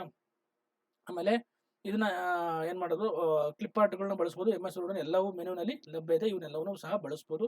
MS ವರ್ಡ್ ಅಲ್ಲಿ ನೀವು ನೋಡಿರ್ತೀರಾ, ಗೊತ್ತಾಗ್ತಿದೆಯಾ. ನೆಕ್ಸ್ಟ್ 54ನೇದು, ಸಂಪೂರ್ಣ ಕ್ರಾಂತಿ ಏನು ಕಾನ್ಸೆಪ್ಟ್ ಟೋಟಲ್ ರೆವಲ್ಯೂಷನ್ 1976-77 ಸಮಥಿಂಗ್ ಅಲ್ಲಿ ಈ ಒಂದು ಸೂರ್ಯ ಜಯಪ್ರಕಾಶ್ ನಾರಾಯಣ ಅವರು ಇದನ್ನ ಏನ್ ಮಾಡೋದು, ಪ್ರತಿಪಾದಿಸಿದ್ರು. ಇದನ್ನ JP ಅಂತ ಕರೀತಾರೆ. ಸಂಪೂರ್ಣ ಕ್ರಾಂತಿಯ ಪ್ರತಿಪಾದಕರು ಜಯಪ್ರಕಾಶ್ ನಾರಾಯಣ್, ಗೊತ್ತಾಗ್ತದೆ. 55ನೇ ಕ್ವಶನ್ ನೋಡೋಣ. ತುಂಬಾ ಈಸಿ ಕ್ವಶನ್ಸ್ಗಳಿದೆ. ಭಾರತದ ಭೌಗೋಳಿಕ ಲಕ್ಷಣಕ್ಕೆ ಸಂಬಂಧಿಸಿದ ಭೂಪಟಗಳನ್ನು ಪ್ರಕಟಿಸುವ ಸಂಸ್ಥೆ ಅಂದ್ರೆ ಏನು, ಟೋಪೋಗ್ರಫಿ ಅಂತ ಕರೀತಾರೆ. ಟೋಪೋಗ್ರಫಿಕಲ್ ಮ್ಯಾಪ್ಸ್ ನ ಯಾರು ಪ್ರಕಟಣೆ ಮಾಡಿದ್ರೆ, ಸರ್ವೆ ಆಫ್ ಇಂಡಿಯಾ, ಗೊತ್ತಾಗ್ತದೆ. ಸರ್ವೆ ಆಫ್ ಇಂಡಿಯಾ ಭಾರತದ ಸ್ಥಳಾಕೃತಿಗಳು, ನಕ್ಷೆಗಳನ್ನು ಒಂದು ರಚಿಸುವ ಜವಾಬ್ದಾರಿಯನ್ನು ಹೊಂದಿದೆ. ಇದು ರಾಷ್ಟ್ರೀಯ ಸಂಘಟನೆಗಳಾಗಿದ್ದು, ರಾಷ್ಟ್ರೀಯ ಸಂಘಟನೆ ಆಗಿದೆ. ವಿಜ್ಞಾನ ಮತ್ತು ತಂತ್ರಜ್ಞಾನ ಇಲಾಖೆ ಅಡಿಯಲ್ಲಿ ಇದು ಬರುತ್ತೆ. ವಿಜ್ಞಾನ ಮತ್ತು ತಂತ್ರಜ್ಞಾನ ಇಲಾಖೆಯಲ್ಲಿ ಇದು ಬರುತ್ತೆ, ಓಕೆನಾ. Next, the only ass sanctuary in India is located. ಕತ್ತೆಧಾಮ, ಭಾರತದ ಏಕೈಕ ಕತ್ತೆಧಾಮ ಎಲ್ಲಿ ಬರುತ್ತೆ ಅಂತಂದ್ರೆ ಅದು ನಮ್ಮ ಗುಜರಾತ್ ಅಲ್ಲಿ ಕಂಡು ಬರುತ್ತೆ. ಕಾಡು ಕತ್ತೆ ಅಂತ ಕರೀತಾರೆ, ಗೊತ್ತಾಯ್ತಾ. ವೈಲ್ಡ್ ಆಸ್ ಕಾಡು ಕತ್ತೆ, ಗೊತ್ತಾಗ್ತಿದ್ಯಾ. ಭಾರತೀಯ ಕಾಡು ಕತ್ತೆ ಅಭಯಾರಣ್ಯ ಅಥವಾ ಕಾಡು ಕತ್ತೆ ವನ್ಯಜೀವಿ ಅಭಯಾರಣ್ಯ ಭಾರತ ಗುಜರಾತ್ ರಾಜ್ಯದ ಕಚ್ ಪ್ರದೇಶದಲ್ಲಿ ಕಂಡು ಬರುತ್ತೆ. 56. ಇದು ದಂಡಿ ಮಾರ್ಚ್ ಅನ್ನು ಯಾವ ವರ್ಷದಲ್ಲಿ ಗಾಂಧೀಜಿಯವರು ಪ್ರಾರಂಭಿಸಿದ್ರು? ನೋಡಿ, ವರ್ಷ ಕೇಳಿದರೆ ಮತ್ತೆ ಮಂತ್ ಕೇಳಿದ್ದಾರೆ, ಗೊತ್ತಾಯ್ತು. ನಿಮ್ಗೆ ಗೊತ್ತಿರಬೇಕು. 1930 ಮಾರ್ಚ್ 12ನೇ ತಾರೀಕು ಏನ್ ಮಾಡ್ತಾರೆ, ಸಬರಮತಿ ಆಶ್ರಮದಿಂದ ಇದನ್ನ ಪ್ರಾರಂಭ ಮಾಡ್ತಾರೆ. ಒಟ್ಟು 24 ದಿನ ನಡೆಯುತ್ತೆ. ಏಪ್ರಿಲ್ 6 1934 24 ದಿನ ಇದನ್ನ ನಡೀತಾರೆ. ಒಟ್ಟು ಎಷ್ಟು ಜನ ಭಾಗವಹಿಸಿದ್ರು ಮತ್ತು ಕರ್ನಾಟಕದಿಂದ ಯಾರ್ಯಾರು ಭಾಗವಹಿಸಿದ್ರು ಸಹ ಗೊತ್ತಿರಬೇಕು. ಕರ್ನಾಟಕದಿಂದ ಭಾಗವಹಿಸಿದ ಅತಿ ಕಿರಿಯ ಯಾರು ಅಂತ ಕಮೆಂಟ್ ಮಾಡಿ ನೋಡೋಣ, ಓಕೆನಾ. ನೆಕ್ಸ್ಟ್ ಹೋಗೋಣ. How many Indian state shared border with Bangladesh? ನೋಡಿ ತುಂಬಾ ಇಂಪಾರ್ಟೆಂಟ್. ಈ ತರ ಲಾಸ್ಟ್ KS ಅಲ್ಲಿ ಕ್ವಶನ್ಸ್ ಕೇಳಿದ್ರು ನೋಡಿ.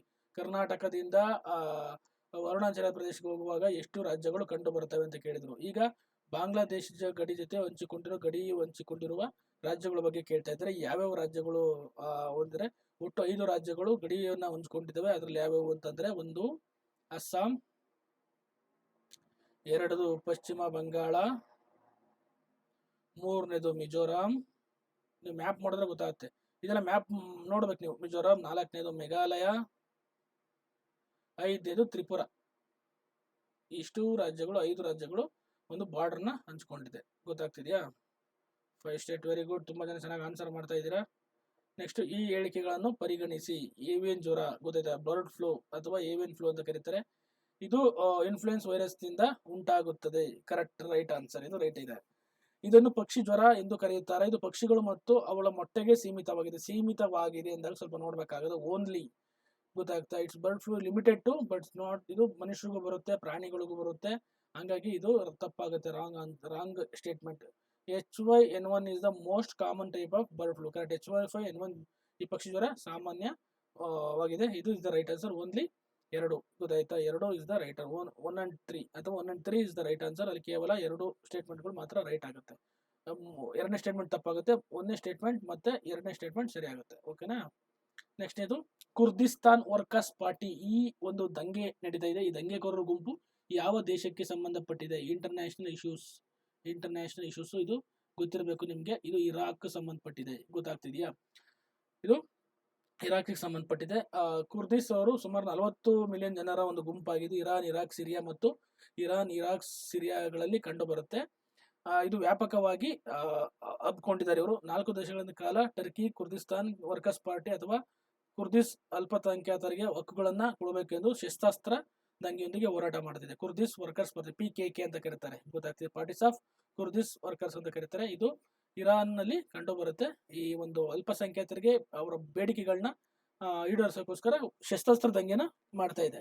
ನೆಕ್ಸ್ಟ್, ಇದು ಅಮೀರ್ ಖುಸ್ರೋಗೆ ಸಂಬಂಧಿಸಿದಂತೆ ಈ ಕೆಳಗಿನ ಯಾವ ಹೇಳಿಕೆಗಳು ಕರೆಕ್ಟ್ ಇದೆ? ಅಮೀರ್ ಖುಸ್ರೋ ಇವನು ಅಲ್ಬುದ್ದೀನ್ ಖಿಲ್ಜಿಯ ಸಂಸ್ಥಾನದ ಪ್ರಮುಖ ಕವಿಯಾಗಿದ್ದು. Right answer.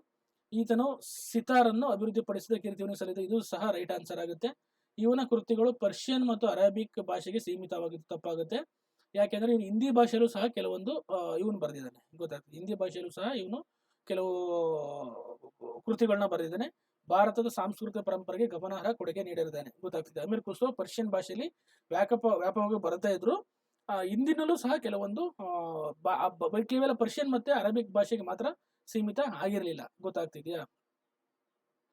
ಗೊತ್ತಾಯ್ತಾ? ಹೌತಿ ಇಸ್ ದ ಅಲ್ಲಿಗೆ ಇದಕ್ಕೆ B is the right answer. Only 2 ಕೇವಲ 2 ಸ್ಟೇಟ್ಮೆಂಟ್ಗಳು ಕರೆಕ್ಟ್ ಆಗ್ತವೆ.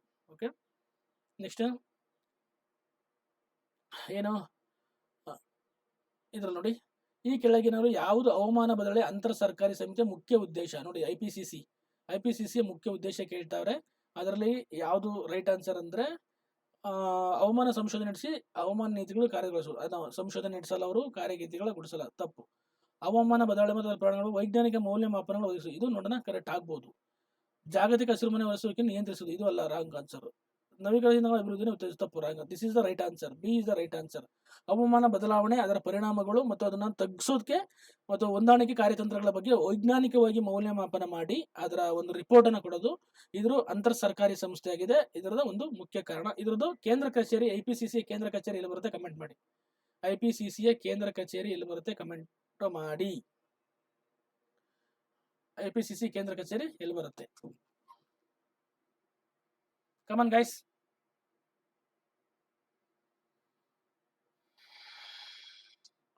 Okay, national commission for schedule caste is a statutory body. ಗೊತ್ತಾಗ್ತಿದೆಯಾ? ಈ ಕೆಳಗಿನ ಹೇಳಿಕೆಗಳನ್ನ ಯಾವ್ದು ತಪ್ಪಾಗಿದೆ ಅಂತ ಕೇಳ್ತಾ ಇದ್ರೆ ನಮ್ಮ ಹುಡುಗರು ಕಮೆಂಟ್ ಮಾಡಿದ್ರ ನೋಡ್ತೀನಿ. ದಿಲ್ಲಿನ ಓಕೆ. 63ನೇ ಕ್ವಶನ್ ನೋಡೋಣ.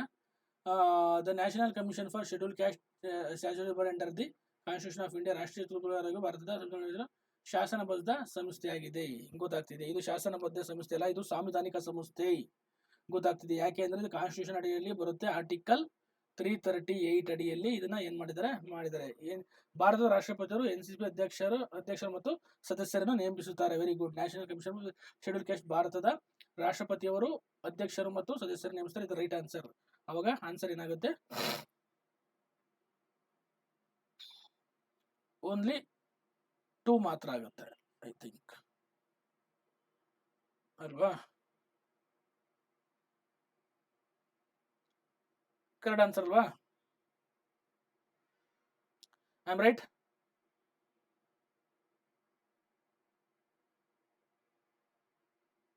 ಚೆಕ್ ಮಾಡಿ, ರೈಟ್ ಆರ್ ಹಂಗ ನೀವು ಚೆಕ್ ಮಾಡಿ, ಗೊತ್ತಾಗ್ತಿದೆಯಾ? Next, what is the main purpose of ASER report? ASER ಮುಖ್ಯ ಉದ್ದೇಶವೇನು ಅಂತ ಕೇಳಿದರೆ, ಇದು ಒಂದು ಗ್ರಾಮೀಣ ಭಾರತದ ಮಕ್ಕಳ ಕಲಿಕೆಯ ಫಲಿತಾಂಶಗಳನ್ನು ದಾಖಲಿಸುವುದು. ಗ್ರಾಮೀಣ ಭಾರತ ಮಕ್ಕಳ ಕಲಿಕೆಯ ಫಲಿತಾಂಶವನ್ನ ನಿರ್ಧಾರ ಮಾಡೋದು. Assess for the learning of outcome of enrolment students in rural India. This is the right answer ಆಗುತ್ತೆ. ಓಕೆನಾ? ನೆಕ್ಸ್ಟ್ 65ನೇದು, ಇದರಲ್ಲಿ ವಕ್ಫ್ ತಿದ್ದುಪಡಿ ಮಸೂದೆ 2024 ವಕ್ಫ್ ಆಸ್ತಿಗಳ ಸಮೀಕ್ಷೆಗಳನ್ನು ನಡೆಸುವ ಅಧಿಕಾರವನ್ನು ಯಾರಿಗೆ ನೀಡಲಾಗಿದೆ? Very important, current affairs. Answer ಮಾಡಿದ್ದಕ್ಕೆ ಕರೆಂಟ್ ಅಫೇರ್ಸ್ ಅಲ್ಲಿ ಇದೆ. ಇದಕ್ಕೆ ಯಾರಿಗೆ ಆನ್ಸರ್ನ ಕೊಡಲಾಗಿದೆ ಅಂದ್ರೆ ವಕ್ಫ್ ಅಡಿಯಲ್ಲಿ ಆಸ್ತಿಗಳ ಸಮೀಕ್ಷೆಗಳನ್ನು ನಡೆಸುವ ಅಧಿಕಾರ ಯಾರಿಗಿದೆ? ಗೊತ್ತಾಗ್ತಿದೆಯಾ? ಬಿ, ಜಿಲ್ಲಾಧಿಕಾರಿಗಳಂತ ಹೇಳ್ತಾ ಇದ್ದೀರಾ. Is the right answer. ಜಿಲ್ಲಾಧಿಕಾರಿಗೆ, ಡಿಸ್ಟ್ರಿಕ್ಟ್ ಕಂಟ್ರೋಲರ್ಗೆ ಅಧಿಕಾರವನ್ನ ಕೊಡಲಾಗಿದೆ ಈ ಹೊಸದಾಗಿ ಮಂಡನೆಯಾದ ವಕ್ಫ್ ಮಸೂದೆಯಲ್ಲಿ. ಗೊತ್ತಾಗ್ತಿದೆಯಾ? ಕನ್ಸಿಡರ್ ದ ಫಾಲೋಯಿಂಗ್ ಶ್ರೀ ಕೆಳಗಿನ ಪರಿಗಣಿಸಿ. ಇದ್ಮೇಲೆ ಯಾವ ರಾಜ್ಯಗಳು ಸಶಸ್ತ್ರಗಳ ವಿಶೇಷ ಕಾಯ್ದೆಯಡಿ ಬರ್ತವೆ? ಸಶಸ್ತ್ರಗಳ ವಿಶೇಷ ಕಾಯ್ದೆಯಡಿಯಲ್ಲಿ ಬರ್ತವೆ ಅಂತ ಕೇಳ್ತಾ ಇದ್ದಾರೆ. ಇದರಲ್ಲಿ ಒಟ್ಟು ಯಾವ್ಯಾವ ಬರ್ತವೆ ಅಂದ್ರೆ ಅರುಣಾಚಲ ಪ್ರದೇಶ ಬರುತ್ತೆ, ಗೊತ್ತಾಗ್ತದೆ, ಅಲ್ಲಿಗೆ ನಾಗಾಲ್ಯಾಂಡ್ ಬರುತ್ತೆ, ಮತ್ತೆ ಮಣಿಪುರ್ ಬರುತ್ತೆ. ಗೊತ್ತಾಗ್ತಿದೆಯಾ? ಇವು 4 ಬರುತ್ತೆ. ಮಣಿಪುರ, ಅರುಣಾಚಲ ಪ್ರದೇಶ, ಸಿಕ್ಕಿಂ ಬರಲ್ಲ. ಗೊತ್ತಾಗ್ತದೆ, ಸಿಕ್ಕಿಂ ಬರಲ್ಲ. ಹಾಗಾಗಿ ಯಾವ್ಯಾವ ಇದೆ ಎಲ್ಲ ಹೊಡೆದಾಕ್ಬಿಡಿ. ಒಂದಿದೆ. ಹಂಗಾಗಿ this is the right answer ಆಗುತ್ತೆ. ಗೊತ್ತಾಗ್ತಿದೆಯಾ? ಕೇಂದ್ರ ಗೃಹ ವ್ಯವಹಾರಗಳ ಸಚಿವಾಲಯ ಒಂದು ಈ ಶಸ್ತ್ರಗಳ ಪಡೆಗಳ ಅಧಿಕಾರವನ್ನ ಚಲಾಯಿಸಿದೆ. ಯಾವ್ಯಾವ ರಾಜ್ಯಗಳಲ್ಲಿ ಅಂತಂದ್ರೆ ಮಣಿಪುರ, ಅರುಣಾಚಲ ಪ್ರದೇಶ, ನಾಗಾಲ್ಯಾಂಡ್ ಗಳಲ್ಲಿ ಇದು ಕಂಡು ಬರುತ್ತೆ. ಓಕೆನಾ?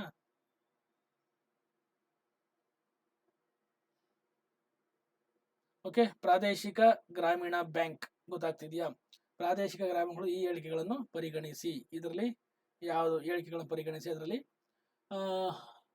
ಪ್ರಾದೇಶಿಕ ಗ್ರಾಮಗಳು ವಾಣಿಜ್ಯ ಬ್ಯಾಂಕ್ಗಳ ರಾಶಿಗಳ ನಂತರ ಪ್ರಾದೇಶಿಕ ಗ್ರಾಮಗಳು 1969ರಲ್ಲಿ ಸ್ಥಾಪಿಸಲಾಯಿತು. ಗೊತ್ತಾಗ್ತಿದೆಯಾ? ಪ್ರಾದೇಶಿಕ ಗ್ರಾಮಗಳು ಜಾರಿಗೆ ತಂದ ನಂತರ 1970 ಗ್ರಾಮಗಳನ್ನು ಸ್ಥಾಪಿಸಲಾಯಿತು. ಇದು ಇಸ್ ದ ರಾಂಗ್ ಆನ್ಸರ್. 1975ರಲ್ಲಿ ಗ್ರಾಮೀಣ ಬ್ಯಾಂಕ್ಗಳ ಸ್ಥಾಪನೆ ಆಯಿತು. ಇದು ರಾಂಗ್ ಆನ್ಸರ್ ಆಗುತ್ತೆ. ನಗರ ಕೈಗಾರಿಕಾ ಕಾರ್ಮಿಕರ ಸಾಲಗಳನ್ನು ಪೂರೈಸುವ RBIಗಳ ಪ್ರಾಥಮಿಕ ಆಗಿದೆ. ತಪ್ಪು, ಇದು ತಪ್ಪಾಗುತ್ತೆ. RBI ಜಂಟಿಯಾಗಿ ಕೇಂದ್ರ ಸರ್ಕಾರ, ರಾಜ್ಯ ಸರ್ಕಾರ ಪ್ರಾಯೋಗಿಕವಾಗಿ ಒಳಗೊಂಡಿದ್ದರೆ ಕೇಂದ್ರ ಸರ್ಕಾರ ಬಹುಬಲ ಹೊಂದಿದೆ. ಕರೆಕ್ಟ್. ಇದು ದ ರೈಟ್ ಆನ್ಸರ್ ಆಗುತ್ತೆ. B is the 3 is the right answer ಆಗುತ್ತೆ. Only one statement is the correct. ಗೊತ್ತಾಗ್ತದೆ, ಒಂದು ಸ್ಟೇಟ್ಮೆಂಟ್ ಇಸ್ ದ ಕರೆಕ್ಟ್. ಗೊತ್ತಾಗ್ತಿದೆಯಾ?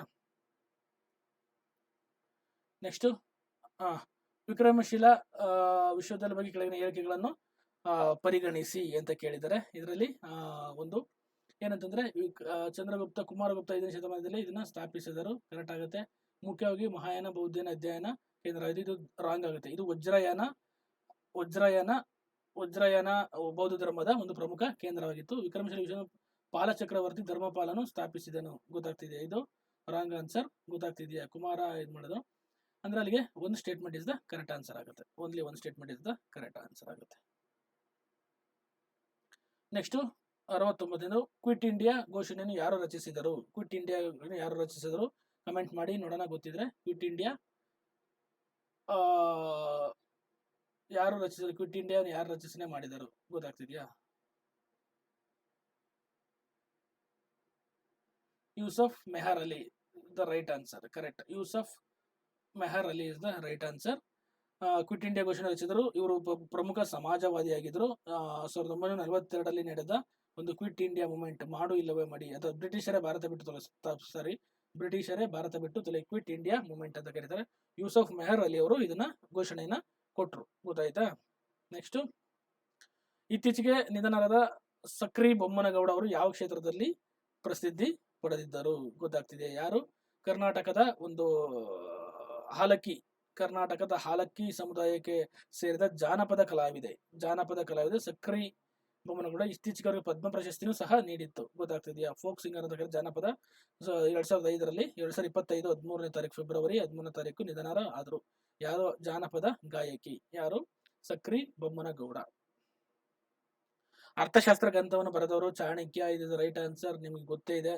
ಗೊತ್ತಾಯ್ತಾ? ಇದು ಅರ್ಥಶಾಸ್ತ್ರ ಚಾಣಕ್ಯ ಬರೆದವರು. ನೀತಿಶಾಸ್ತ್ರಗಳನ್ನು ಇದೆ. ಪ್ರಾಚೀನದ ಒಂದು ಅರ್ಥಶಾಸ್ತ್ರವನ್ನ ಹೇಳುತ್ತೆ. ಮೌರ್ಯ ಸಾಮ್ರಾಜ್ಯದ ಆರ್ಥಿಕ ನೀತಿ, ವಿಜ್ಞಾನ, ಮಿಲಿಟರಿ ಕಾರ್ಯತಂತ್ರದ ಬಗ್ಗೆ ಒಂದು ಸಂಸ್ಕೃತದಲ್ಲಿ ಬರೆದ ಒಂದು ಕೃತಿಯಾಗಿದೆ. ಭಾರತ ಇತ್ತೀಚೆಗೆ ವಿಶ್ವದ 2ನೇ ಅತಿ ದೊಡ್ಡ ರಫ್ತುದಾರ ಐತಿ. ಯಾವುದನ್ನ ಜಾಸ್ತಿ ರಫ್ತು ಮಾಡ್ತಾ ಇದೆ? ಭಾರತವು ವಿಶ್ವದ ಅತಿ ಹೆಚ್ಚು ಚಹಾ 2ನೇ ಒಂದು ರಾಷ್ಟ್ರವಾಗಿದೆ. 2024ರಲ್ಲಿ ಒಟ್ಟು 254 ಮಿಲಿಯನ್ ಟನ್ನ ಇದು ರಫ್ತು ಮಾಡಿದೆ. ಭಾರತೀಯ ಚಹಾಕ್ಕಾಗಿ ಹೆಚ್ಚುತ್ತಿರುವ ಬೇಡಿಕೆ ತುಂಬಾ ಪ್ರಬಲವಾಗಿದೆ. ಕೃಷಿ ಕ್ಷೇತ್ರದಲ್ಲೂ ಸಹ ಇದು ಅತಿ ಹೆಚ್ಚು ರಫ್ತುದಾರರಾಗಿ ಕೆಲಸ ಮಾಡಿ. ಚಹಾ ಇಸ್ ದ ರೈಟ್ ಆನ್ಸರ್. ವಿಶ್ವದ 2ನೇ ಅತಿ ದೊಡ್ಡ ರಫ್ತುದಾರ ಇದು. ಪ್ರಥಮ ರಫ್ತುದಾರ ಯಾರು? ಚಹಾನ ಅತಿ ಹೆಚ್ಚು ರಫ್ತು ಮಾಡೋ ಒಂದು ದೇಶ ಯಾವುದು? ಪ್ರಥಮದು ಫಸ್ಟ್ ಗೊತ್ತಾಯ್ತಾ? ಸೆಕೆಂಡ್ ಭಾರತ ಅಂದ್ರೆ ಫಸ್ಟ್ ಯಾವುದು? ಕಮೆಂಟ್ ಮಾಡಿ, ಓಕೆನಾ. ನೆಕ್ಸ್ಟ್, ಡಿಸ್ಕವರಿ ಆಫ್ ಇಂಡಿಯಾ ಕೃತಿ ಬರೆದವರು. ಈ ತರದವೆಲ್ಲ ಕ್ವಶನ್ಸ್ ಆನ್ಸರ್ ಮಾಡ್ತೀರಾ, ಯಾಕೆಂದ್ರೆ ಈ ತರದ ಸಿಂಪಲ್ ಕ್ವಶನ್ ನಿಮಗೆ ಗೊತ್ತೇ ಗೊತ್ತಿರೋದು. ನೆಹರು ಅವರು ಜೈಲಲ್ಲಿ ಇದ್ದಾಗ ದ ಡಿಸ್ಕವರಿ ಆಫ್ ಇಂಡಿಯಾ ಅಂತ ಬರೆದ್ರು. ಪ್ರಧಾನಮಂತ್ರಿ ಡಿಸ್ಕವರಿ ಆಫ್ ಇಂಡಿಯಾ ತಮ್ಮ ಜನ್ಮದಿನವನ್ನು ಮಕ್ಕಳ ದಿನಾಚರಣೆಯಾಗಿ ಆಚರಣೆ ಮಾಡ್ತಾರೆ. ಗೊತ್ತಾಗ್ತಿದ್ಯಾ? ನೆಕ್ಸ್ಟ್, ಮೀನಮಾಟ ಕಾಯಿಲೆ ಗೊತ್ತು. ರಿಪೀಟೆಡ್ ಕ್ವಶನ್, ಪಾದರಸ ಅಂತ ಎಲ್ಲ ಹೇಳ್ತೀರಾ, ಯಾಕೆಂದ್ರೆ ರಿಪೀಟೆಡ್ ಕ್ವಶನ್ ನೀವೆಲ್ಲ ಚೆನ್ನಾಗಿ ಓದಿರ್ತೀರಾ ಸೈನ್ಸ್ ಅಲ್ಲಿ. ಗೊತ್ತಾಗ್ತಿದ್ಯಾ? ಹಂಗಾಗಿ 1956ರಲ್ಲಿ ಈ ರೋಗ ಕಾಣಿಸ್ಕೊಂತು. ಮೀನಮಾಟ ರೋಗ ಜಪಾನ್ನಲ್ಲಿ ಮೀನಮಾಟ ನಗರದಲ್ಲಿ ಕಂಡುಕೊಂಡ್ರು. ಜಪಾನ್ನಲ್ಲಿ ಮೀನಮಾಟ ನಗರ ಅಂತ ಏನಿದೆಯಲ್ಲ, ಮೀನಮಾಟ ನಗರದಲ್ಲಿ ಕಂಡುಕೊಂಡು ಅದಕ್ಕೋಸ್ಕರ ಇದನ್ನ ಮೀನಮಾಟ ರೋಗ ಅಂತ ಕರೀತಾರೆ. ಲೆಡ್ ಮರ್ಕ್ಯೂರಿ PB ಅಂತ ಏನ್ ಕರೀತಾರೆ. ಮರ್ಕ್ಯೂರಿಯಿಂದ ಬರೋ ಒಂದು ಕಾಯಿಲೆ ಆಗಿದೆ. ಗೊತ್ತಾಗ್ತಿದ್ಯಾ? ನೆಕ್ಸ್ಟ್, ಸಮಾಜಶಾಸ್ತ್ರದ ಪಿತಾಮಹ ಅಂತ ಯಾರನ್ನ ಕರೀತಾರೆ? ಗೊತ್ತಾಗ್ತಿದ್ಯಾ? ಆಗಸ್ಟ್ ಕಾಂಟೆ ಇಸ್ ದ ಸಮಾಜಶಾಸ್ತ್ರದ ಪಿತಾಮಹ ಅಂತ ಕರೀತಾರೆ. 1838ರಲ್ಲಿ ಸಮಾಜಶಾಸ್ತ್ರ ಎಂಬ ಒಂದು ಪದವನ್ನ ಇವರು ಸಂಶೋಧಿಸಿದರು. ಈ ಸಮಾಜಶಾಸ್ತ್ರ ಅಧ್ಯಯನ ಮಾಡಲು ಒಂದು ವೈಜ್ಞಾನಿಕ ವಿಧಾನವನ್ನ ಇವರು ಅಭಿವೃದ್ಧಿ ಪಡಿಸಿದರು. ಯಾರು? ಸಮಾಜಶಾಸ್ತ್ರದ ಪಿತಾಮಹ Auguste Comte. I am right. Yes my dear, I am right. Okay. Who introduce the league of nation? ರಾಷ್ಟ್ರ ಸಂಘವನ್ನು ಯಾರು ಪರಿಚಯಿಸಿದರು? ಈ ಒಂದು ರಾಷ್ಟ್ರ ಸಂಘ ಲೀಗ್ ಆಫ್ ನೇಷನ್ ಅನ್ನ ಯಾರು ಒಂದು ರಾಷ್ಟ್ರ ಸಂಘವನ್ನು ಏನ್ ಮಾಡ್ತಾರೆ? ವುಡ್ರೋ ವಿಲ್ಸನ್ ಅವರು ಇದನ್ನ ಸ್ಥಾಪನೆ ಮಾಡಿದ್ರು. 2ನೇ ಮಹಾಯುದ್ಧವನ್ನು ತಡೆಯಲು ಇದು ವಿಫಲವಾಯಿತು. ನಂತರ ಏನ್ ಮಾಡಿದ್ರು ನಮಗೆ ಗೊತ್ತಾಯ್ತು. UNO ಬಂತು, ಯುನೈಟೆಡ್ ನೇಷನ್ ಆಫ್ ಆರ್ಗನೈಸೇಷನ್ ಬಂತು. ವುಡ್ರೋ ವಿಲ್ಸನ್ ಅವರು ಸಹ ಅದರಲ್ಲಿ ಪ್ರಮುಖ ಪಾತ್ರ ವಹಿಸಿದ್ರು. ಓಕೆನಾ. COP29 ಯಾವ ದೇಶವು ಆಯೋಜಿಸಿತು? ಇದರ ಕಮೆಂಟ್ ಮಾಡಿ. ಯಾವ ದೇಶ ಕಾಪ್ 29 ಆಯೋಜಿಸಿತು? ಇದರದ್ದು ಮೇನ್ ಉದ್ದೇಶ ಹವಾಮಾನ ಬದಲಾವಣೆಯ ಬಗ್ಗೆ ಒಂದು ಸಮ್ಮೇಳನ ಆಗಿದೆ. ಎಲ್ಲಿ ನಡೀತು, ಯಾವಾಗ ನಡೀತು ಕಮೆಂಟ್ ಮಾಡಿ ನೋಡೋಣ. ನಮ್ಮ ಹುಡುಗರು ಕರೆಂಟ್ ಅಫೇರ್ಸ್ ಅಪ್ಡೇಟ್ ಇದ್ರೆ ಇಲ್ಲೋ ನೋಡೋಣ. ಕರೆಂಟ್ ಅಫೇರ್ಸ್ ಅಪ್ಡೇಟ್ ಇದ್ರೆ ನೋಡೋಣ. ಕಮಾನ್. Azerbaijan, very good. ಯಾವಾಗ ನಡೀತು? ಯಾವ ಒಂದು ತಿಂಗಳಲ್ಲಿ ನಡೀತು? ಕಮೆಂಟ್ ಮಾಡ್ರೋ ಮೈ ಡಿಯರ್ ಸ್ಟೂಡೆಂಟ್ಸ್, ಕಮೆಂಟ್ ಮಾಡ್ರಿ. ಕಾಪ್ ಬ್ರೆಜಿಲ್ ಅಂತ ಹೇಳ್ತಾ ಇದ್ದೀರಾ?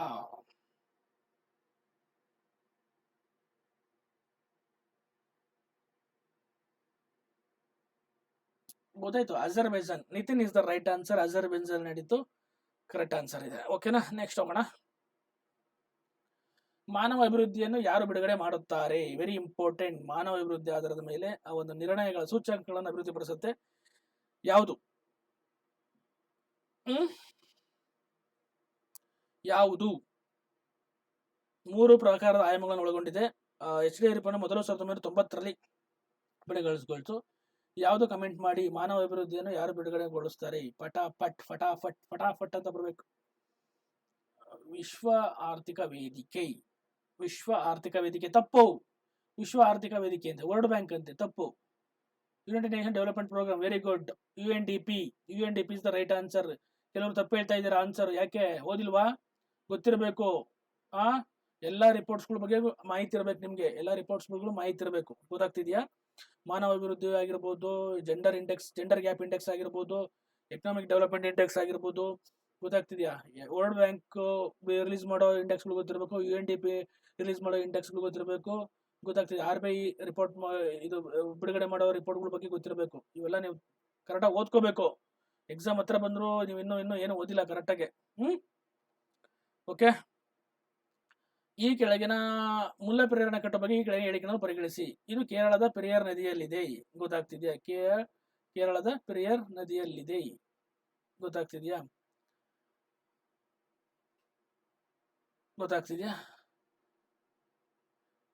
ಕರೆಕ್ಟ್ ಇದೆ. ಮಾಲೀಕತ್ವ ತಮಿಳುನಾಡಿಗೆ ಸೇರಿದೆ. ಕರೆಕ್ಟ್ ಆಗಿದೆ. 1 and 2 2. 1 and 2 ಎರಡೂ ಸರಿ ಆಗುತ್ತೆ. ಇದಕ್ಕೆ ಎರಡೂ ಸರಿ ಇದೆ ಆನ್ಸರ್. ಪೆರಿಯಾರ್ ಇದು ಕೇರಳದಲ್ಲಿದೆ, ಕೇರಳದ ಇದು ಇಲ್ಲಿದೆ. ಅದರ ಮಾಲೀಕತ್ವ ಮತ್ತು ಕಾರ್ಯಾಚರಣೆಗಳು ತಮಿಳುನಾಡು ಸೇರಿದೆ. 1 and 2 is the right answer. Okay, ಹೋಗೋಣ. ಭಾರತದಲ್ಲಿ ಗ್ರಾಹಕ ಬೆಲೆ ಸೂಚ್ಯಂಕ CPI ಅನ್ನು ಅಳೆಯುವ ಯಾವ ಸಂಸ್ಥೆ? CPI ಕನ್ಸ್ಯೂಮರ್ ಪ್ರೈಸ್ ಇಂಡೆಕ್ಸ್ ಅಳೆಯುವ ಯಾವ ಸಂಸ್ಥೆ ಕಾರಣವಾಗಿದೆ? ಗೊತ್ತಾಗ್ತಿದೆಯಾ? ಯಾವುದು ಕಮೆಂಟ್ ಮಾಡ್ರಿ.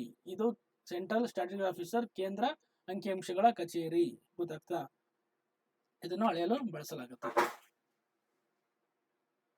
ನೆಕ್ಸ್ಟ್ 81ನೇದು ಗೌಪ್ಯತೆ ಸ್ಯಾಡಲ್ ಬಾಕ್ಸ್ ಈ ಕೆಳಗಿನ ಯಾವ ಟೆಕ್ ದೈತ್ಯ ಕಂಪನಿಯ ಉಪಕ್ರಮವಾಗಿದೆ? Saddle box ಗೊತ್ತಾಗ್ತಿದೆಯಾ?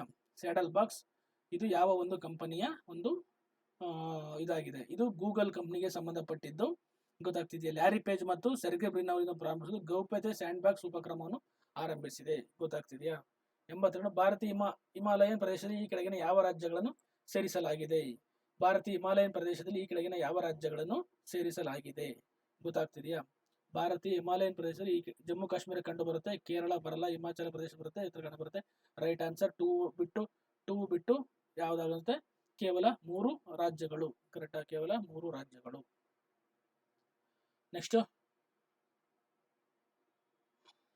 ಪೋಲಿಯೋ ವೈರಸ್ಗೆ ಸಂಬಂಧಿಸಿದಂತೆ ಈ ಕೆಳಗಿನ ಹೇಳಿಕೆಗಳನ್ನು ಪರಿಗಣಿಸಿ. ಪೋಲಿಯೋ ವೈರಸ್ ಮಾನವ ದೇಹದ ಕೋಶಗಳ ಒಳಗೆ ಮಾತ್ರ ಪುನರುತ್ಪಾದಿಸಬಹುದು. ಗೊತ್ತಾಗ್ತಿದೆಯಾ? ಕರೆಕ್ಟ್ ಇದೆ. ಪೋಲಿಯೋ ವೈರಸ್ ಕಲುಷಿತ ನೀರಿನ ಮೂಲಕ ಹರಡಲು ಸಾಧ್ಯವಿಲ್ಲ. ಇದು ರೈಟ್ ಆನ್ಸರ್ ಆಗುತ್ತೆ. Polio virus cannot be set through the polio virus ಇಲ್ಲ, ಇದು ತಪ್ಪಾಗುತ್ತೆ. ಏಕೆ ಅಂತಂದ್ರೆ ಪೋಲಿಯೋ ವೈರಸ್ ನೀರಿನ ಮುಖವನ್ನು ಹರಡುತ್ತೆ. ಗೊತ್ತಾಯ್ತಾ? ನೀರಿನ ಮುಖವನ್ನು ಹರಡುತ್ತೆ. I am wrong. ಇದು ಕರೆಕ್ಟ್ ಆಗಿದೆ. ಗೊತ್ತಾಗ್ತಿದೆಯಾ? ಪೋಲಿಯೋ ವೈರಸ್ ನೀರಿನ ಮೂಲಕ ಹರಡಲು ಸಾಧ್ಯವಿಲ್ಲ.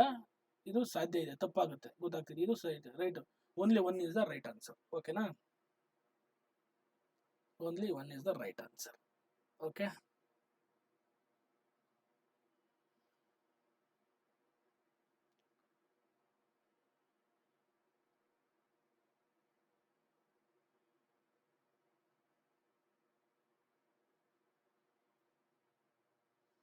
ಓಕೆ. ತರಾಂಗ್ ಶಕ್ತಿ ವ್ಯಾಯಾಮವನ್ನು ಉಲ್ಲೇಖಿಸಿ ಕೆಳಗಿನ ಹೇಳಿಕೆಗಳನ್ನು ಪರಿಗಣಿಸಿ. ತರಾಂಗ್ ಶಕ್ತಿ ವ್ಯಾಯಾಮವನ್ನು exercise consider the following statements. ಗೊತ್ತಾಗ್ತಿದೆಯಾ? 84ನೇ ಕ್ವಶನ್. ಈ ಭಾರತೀಯ ವಾಯುಪಡೆ ಅತಿ ದೊಡ್ಡ ಬಹುಪಕ್ಷೀಯ ವ್ಯಾಯಾಮವಾಗಿದೆ. ಇಸ್ ದ ರೈಟ್ ಆನ್ಸರ್ ಆಗುತ್ತೆ. ಏರ್ ಫೋರ್ಸ್ ಇದನ್ನು ಕಂಡಕ್ಟ್ ಮಾಡುತ್ತೆ. ಇದನ್ನು 2 ಹಂತಗಳಲ್ಲಿ ಆಯೋಜಿಸಲಾಗುವುದು. ಇದು ರೈಟ್ ಆನ್ಸರ್ ಆಗುತ್ತೆ. 15 ದೇಶಗಳು ಈ ವ್ಯಾಯಾಮದಲ್ಲಿ ಭಾಗವಹಿಸಿದ್ದು ರೈಟ್ ಆನ್ಸರ್ ಆಗುತ್ತೆ. ಅಲ್ಲಿಗೆ 84ನೇ ಸಿ ಇಸ್ ದ ಎಲ್ಲ 3 ಸಹ ಸರಿ ಆಗುತ್ತೆ. ಓಕೆನಾ? ಎಲ್ಲ 3 ಸರಿ ಆಗುತ್ತೆ. ಓಕೆ, ಈ ಕೆಳಗಿನ ಗಳಲ್ಲಿ ಮೂಲಭೂತ ಹಕ್ಕುಗಳು ಅಲ್ಲದಿರುವುದು ಯಾವುದು? ಮೂಲಭೂತ ಹಕ್ಕುಗಳು ಯಾವ್ದು ಅಲ್ಲ ಅಂತ ಕೇಳ್ತಾ ಇದ್ದಾರೆ. ಗೊತ್ತಾಯ್ತಾ? ಇಲ್ಲಿ ನಿಮ್ಗೆ ಗೊತ್ತು, ತುಂಬಾ ಈಸಿ. ಆಸ್ತಿ ಹಕ್ಕು ಅಂತ ನಿಮ್ಗೆ ಗೊತ್ತಿದೆ. 44ನೇ ತಿದ್ದುಪಡಿ ಮುಖಾಂತರ 1978ರಲ್ಲಿ ಈ ದಿನ ಮೂಲಭೂತ ಹಕ್ಕುಗಳು ಪಟ್ಟಿಯನ್ನು ತೆಗೆಯಲಾಗ್ತು. ಇದನ್ನ ಸಂವಿಧಾನದ 300A ವಿಧಿಯಲ್ಲಿ ಇದನ್ನ ಸ್ಥಾಪನೆ ಮಾಡಲಾಗಿದೆ. ಇದು ಕೇವಲ ಪ್ರಸ್ತುತ ಮೂಲಭೂತ ಹಕ್ಕುಗಳ ಕೇವಲ 6 ಮೂಲಭೂತ ಹಕ್ಕುಗಳನ್ನ ಹೊಂದಿದೆ. ಇದೆಲ್ಲ ಗೊತ್ತಿರೋದು ನಿಮ್ಗೆ, ಸಿಂಪಲ್ ಆಗಿದೆ, ಗೊತ್ತು ಅನ್ಕೋತೀನಿ. ಯಾರಿಗೆ ಗೊತ್ತಿಲ್ಲ ಮೂಲಭೂತ ಹಕ್ಕುಗಳ ಬಗ್ಗೆ ಕೈ ಎತ್ತಿ ನೋಡೋಣ. ಮೂಲಭೂತ ಹಕ್ಕುಗಳ ಬಗ್ಗೆ ಯಾರಿಗೆ ಗೊತ್ತಿಲ್ಲ? ಗೊತ್ತಾಯ್ತು? ಮೂಲಭೂತ ಹಕ್ಕುಗಳ ಬಗ್ಗೆ ಯಾರಿಗೆ ಗೊತ್ತಿಲ್ಲ? ನನಗೆ ಸರ್ ನನಗೆ ಗೊತ್ತಿಲ್ಲ ಅಂತ ಹೇಳಿ.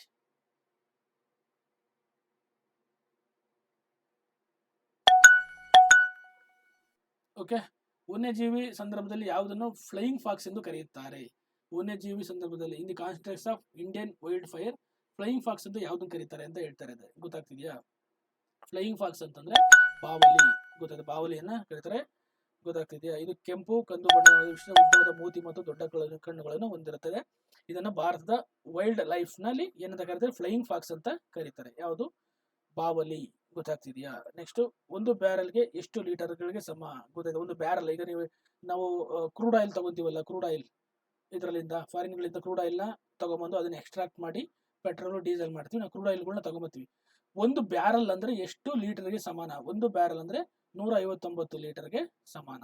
ಗೊತ್ತಾಯ್ತಾ? ಲೀಟರ್ ಈಗ ಗೊತ್ತಿರಬೇಕಿತ್ತು. ಕ್ವಶನ್ಸ್ಗಳು ಬರ್ತವೆ, ಫ್ಯಾಟ್ ಕ್ವಶನ್ಸ್. ಇದನ್ನ ಗ್ಯಾಲನ್ಸ್ ಗಳಲ್ಲೂ ಸಹ ಇದನ್ನ ಮೆಜರ್ ಮಾಡ್ತಾರೆ. ಗೊತ್ತಾಗ್ತಿದೆ?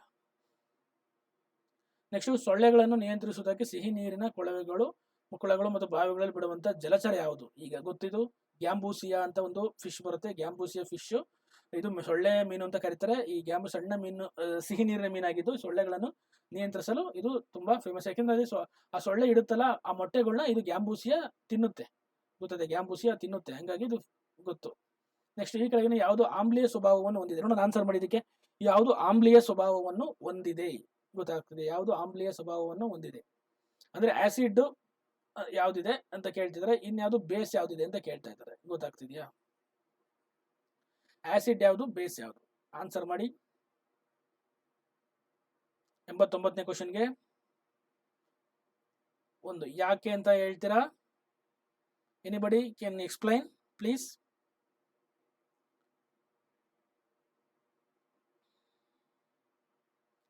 ಚೇತಲ್, ದೇವಮ್ಮ ಮಾತಾಡಿ. ಯಾಕೆ ಅಂತ ಕಾರಣ ಹೇಳ್ರು ಹುಡುಗ್ರ. ಗೊತ್ತಾಯ್ತಾ? ಟೊಮೊಟೊ, ನಿಂಬೆ ರಸ, ಕಿತ್ತಳೆ ರಸ ಇವೆಲ್ಲ ಆಮ್ಲೀಯ ಸ್ವರೂಪ, ಅಂದ್ರೆ ಆಸಿಡ್ ಕಂಟೆಂಟ್ ಹೊಂದಿರುತ್ತವೆ. ಆಸ್ಕಾರಿಬಿಕ್ ಆಮ್ಲ ಇರ್ತದೆ, ಸಿಟ್ರಿಕ್ ಆಮ್ಲ, ನಿಂಬೆ ಹಣ್ಣು ಇರುತ್ತೆ. ಈ ಎಲ್ಲ ಅವುಗಳಲ್ಲೂ ಇದು ಸಾಮಾನ್ಯವಾಗಿ ಹುಳಿ ರುಚಿಯನ್ನ ಹೊಂದಿರುತ್ತೆ ನಿಂಬೆ ರಸ. ಇದು ಗೊತ್ತಾಯ್ತಾ? ಆಸಿಡ್ ಇವೆಲ್ಲ ಬೇಸ್ಗಳು. ಮಾನವ ರಕ್ತನು ಬೇಸು, ಇದು ಬೇಸ್, ಇದು ಬೇಸ್. ಬೇಸ್ ಅಂದ್ರೆ ಗೊತ್ತಲ್ಲ ನಿಮ್ಗೆ. ಮಾನವ ಹಕ್ಕುಗಳನ್ನು ಪ್ರತಿಪಾದಿಸಿದ ಓಟಗಾರ್ತಿ ಅಸ್ಮಾ ಜಹಾಂಗೀರ್ ಯಾವ ದೇಶದವರು? ಅಸ್ಮಾ ಜಹಾಂಗೀರ್ ಯಾವ ದೇಶದವರು? ಅಸ್ಮಾ ಜಹಾಂಗೀರ್ ಪಾಕಿಸ್ತಾನದವರು. ಗೊತ್ತಾಗ್ತಿದೆಯಾ?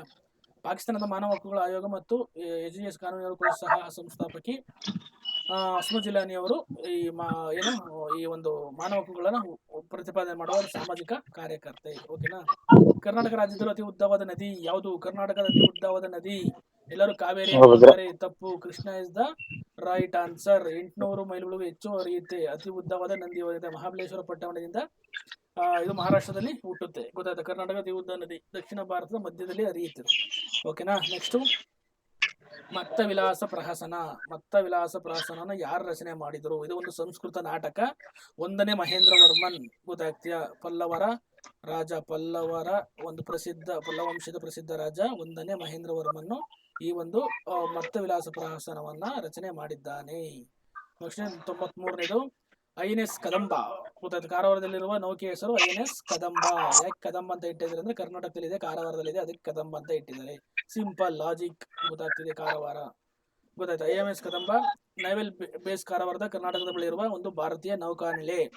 ಸುಭಾಷ್ ಚಂದ್ರ ಬೋಸ್ ಅವರು ಜುಲೈ 6, 1943 ಸಿಂಗಾಪುರದಲ್ಲಿ ದೆಹಲಿ ಚಲೋವನ್ನು ಕರೆ ನೀಡಿದರು. ಓಕೆ, ಸೊ ಇದು ನೆಕ್ಸ್ಟ್. ಸುಭಾಷ್ ಚಂದ್ರ ಬೋಸ್ ಅವರು ದೆಹಲಿ ಚಲೋ ಪ್ರಸಿದ್ಧ ಕರೆಯನ್ನು ಎಲ್ಲಿ ನೀಡಿದರು ಅಂತ ಕೇಳಿದರೆ ಗೊತ್ತಾಗ್ತದೆ. ಇದು right answer. Subhash Chandra Bose July 6 ಗೊತ್ತಾಗ್ತಿದೆಯಾ 1943ರಂದು Delhi ಚಲೋಗೆ ಕರೆ ನೀಡಿದರು. ಗೊತ್ತಾಯ್ತು? ಇವರು ನೇತಾಜಿ ಎಂದು ಪ್ರಸಿದ್ಧಿ ಪಡೆದವರೆ. ಜನ್ಮದಿನವನ್ನು ಪರಾಕ್ರಮ್ ದಿವಸ. ಯಾವತ್ತ ಇವರ ಜನ್ಮದಿನವನ್ನು ಆಚರಿಸಲಾಗುತ್ತೆ? ಕಮೆಂಟ್ ಮಾಡಿ ಮೈ ಡಿಯರ್ ಸ್ಟೂಡೆಂಟ್ಸ್. ಇವರ ಜನ್ಮದಿನವನ್ನ ಯಾವತ್ತು ಆಚರಣೆ ಮಾಡ್ತಾರೆ? ಕಮೆಂಟ್ ಮಾಡಿ.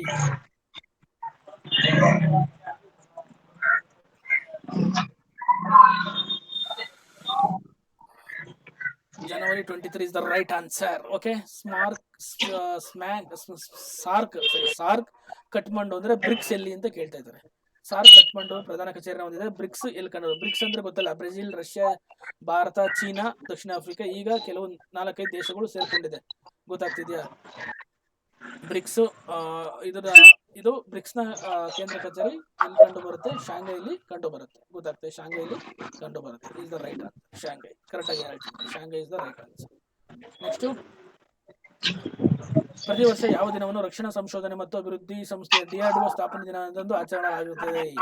ಫೌಂಡೇಶನ್ ಡೇ ಆಫ್ DRDO ಜನವರಿ 1, 2025. ಜನವರಿ 2025 ಏನಂತ ಕರೀತಾರೆ?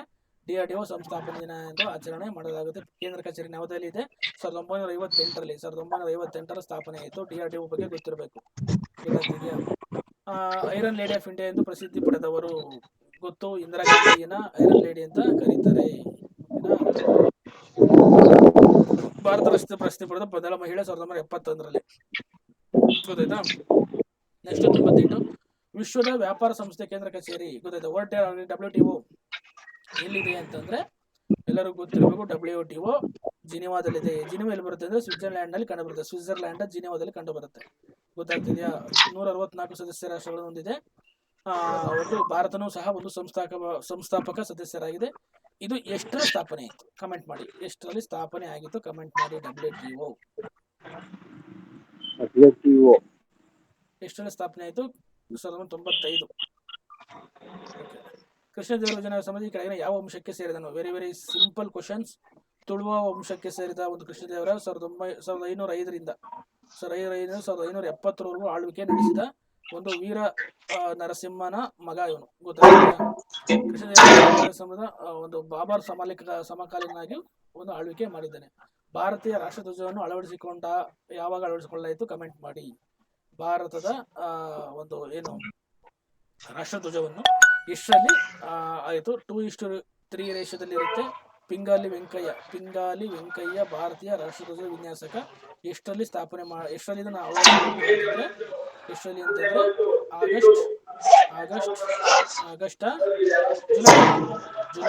ಜುಲೈ 22, 1947. ಗೊತ್ತಾಯ್ತಾ? ಆಗಸ್ಟ್ ಅಲ್ಲಿ. ಓಕೆ ಮೈ ಡಿಯರ್ ಗೈಸ್, ಇವತ್ತು ಇಷ್ಟು ಮುಗೀತು. ಓಕೆನಾ? ಆನ್ಸರ್ಸ್ಗಳು ನಿಮಗೆ ಬೇಕು ಅಂತಂದ್ರೆ ಈ PDF ನ ನಾನು ನಿಮಗೆ ಶೇರ್ ಮಾಡ್ತೀನಿ. ಗೊತ್ತಾಯ್ತಾ? ನಿಮ್ಗೆ ಡೌಟ್ಸ್ಗಳಿದ್ರೆ ನನಗೆ ಕಮೆಂಟ್ ಮಾಡಿ, ಡಿಸ್ಕಸ್ ಮಾಡಿ. ಇವತ್ತಿನ ಕ್ಲಾಸ್ನ ಏನು ಮಾಡೋಣ? ಕ್ಲಾಸ್ ಹೇಗಿತ್ತು? ಚೆನ್ನಾಗಿ ಅನಿಸ್ತಾ? ಮತ್ತೆ ಏನಾದರೂ ಇಂಪ್ರೂವ್ಮೆಂಟ್ ಮಾಡ್ಕೋಬೇಕಾ? ಅದ್ರ ಬಗ್ಗೆ ಮಾಡಿ. ಗೊತ್ತಾಗ್ತಿದೆಯಾ? ನಾವು ಮುಂದಿನ ಕ್ಲಾಸಲ್ಲಿ ನಿಮ್ಮನ್ನ ಭೇಟಿ ಆಗ್ತೀನಿ. ಇನ್ನೂ ಒಂದಷ್ಟು ನಿಮಗೆ ನೆಕ್ಸ್ಟ್ ಕ್ಲಾಸಲ್ಲಿ ನಾನು ಯಾವ ರೀತಿ ನೀವು ಕೊಟ್ಟರೆ ಮ್ಯಾಗಝಿನ್ ಬಗ್ಗೆ ಹೇಳಿ ಅಂತ ಬಸ್ಸು ಹೇಳ್ತಾರೆ ನೋಡಿ. ಅದು PCಗೆಲ್ಲ ಚೆನ್ನಾಗಿದೆ. PSIಗೆ ನೀವು ಇನ್ನೂ ಸ್ವಲ್ಪ ಚೆನ್ನಾಗಿ ಜಾಸ್ತಿ ಓದ್ಕೋಬೇಕಾಗುತ್ತೆ. PSI ESIಗೆ ಜಾಸ್ತಿ ಓದ್ಕೋಬೇಕಾಗತ್ತೆ. ಹಾಗಾಗಿ ಬಸ್ಸು ಸ್ಪರ್ಧಾರಿ ಬೇಕಾದ್ರೆ ಸ್ಪರ್ಧಾರಿ ಓದ್ಕೊಳ್ಳಿ.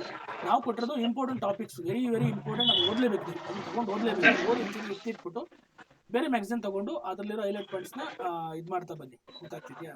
ತುಂಬ ಇಂಪಾರ್ಟೆಂಟು ಆಗಿದೆ ಅದು. ಅದೊಂದೇ ಸಾಲಲ್ಲ. ಗೊತ್ತಾಗ್ತದೆ? ಒಂದೇ ಸಾಲಲ್ಲ.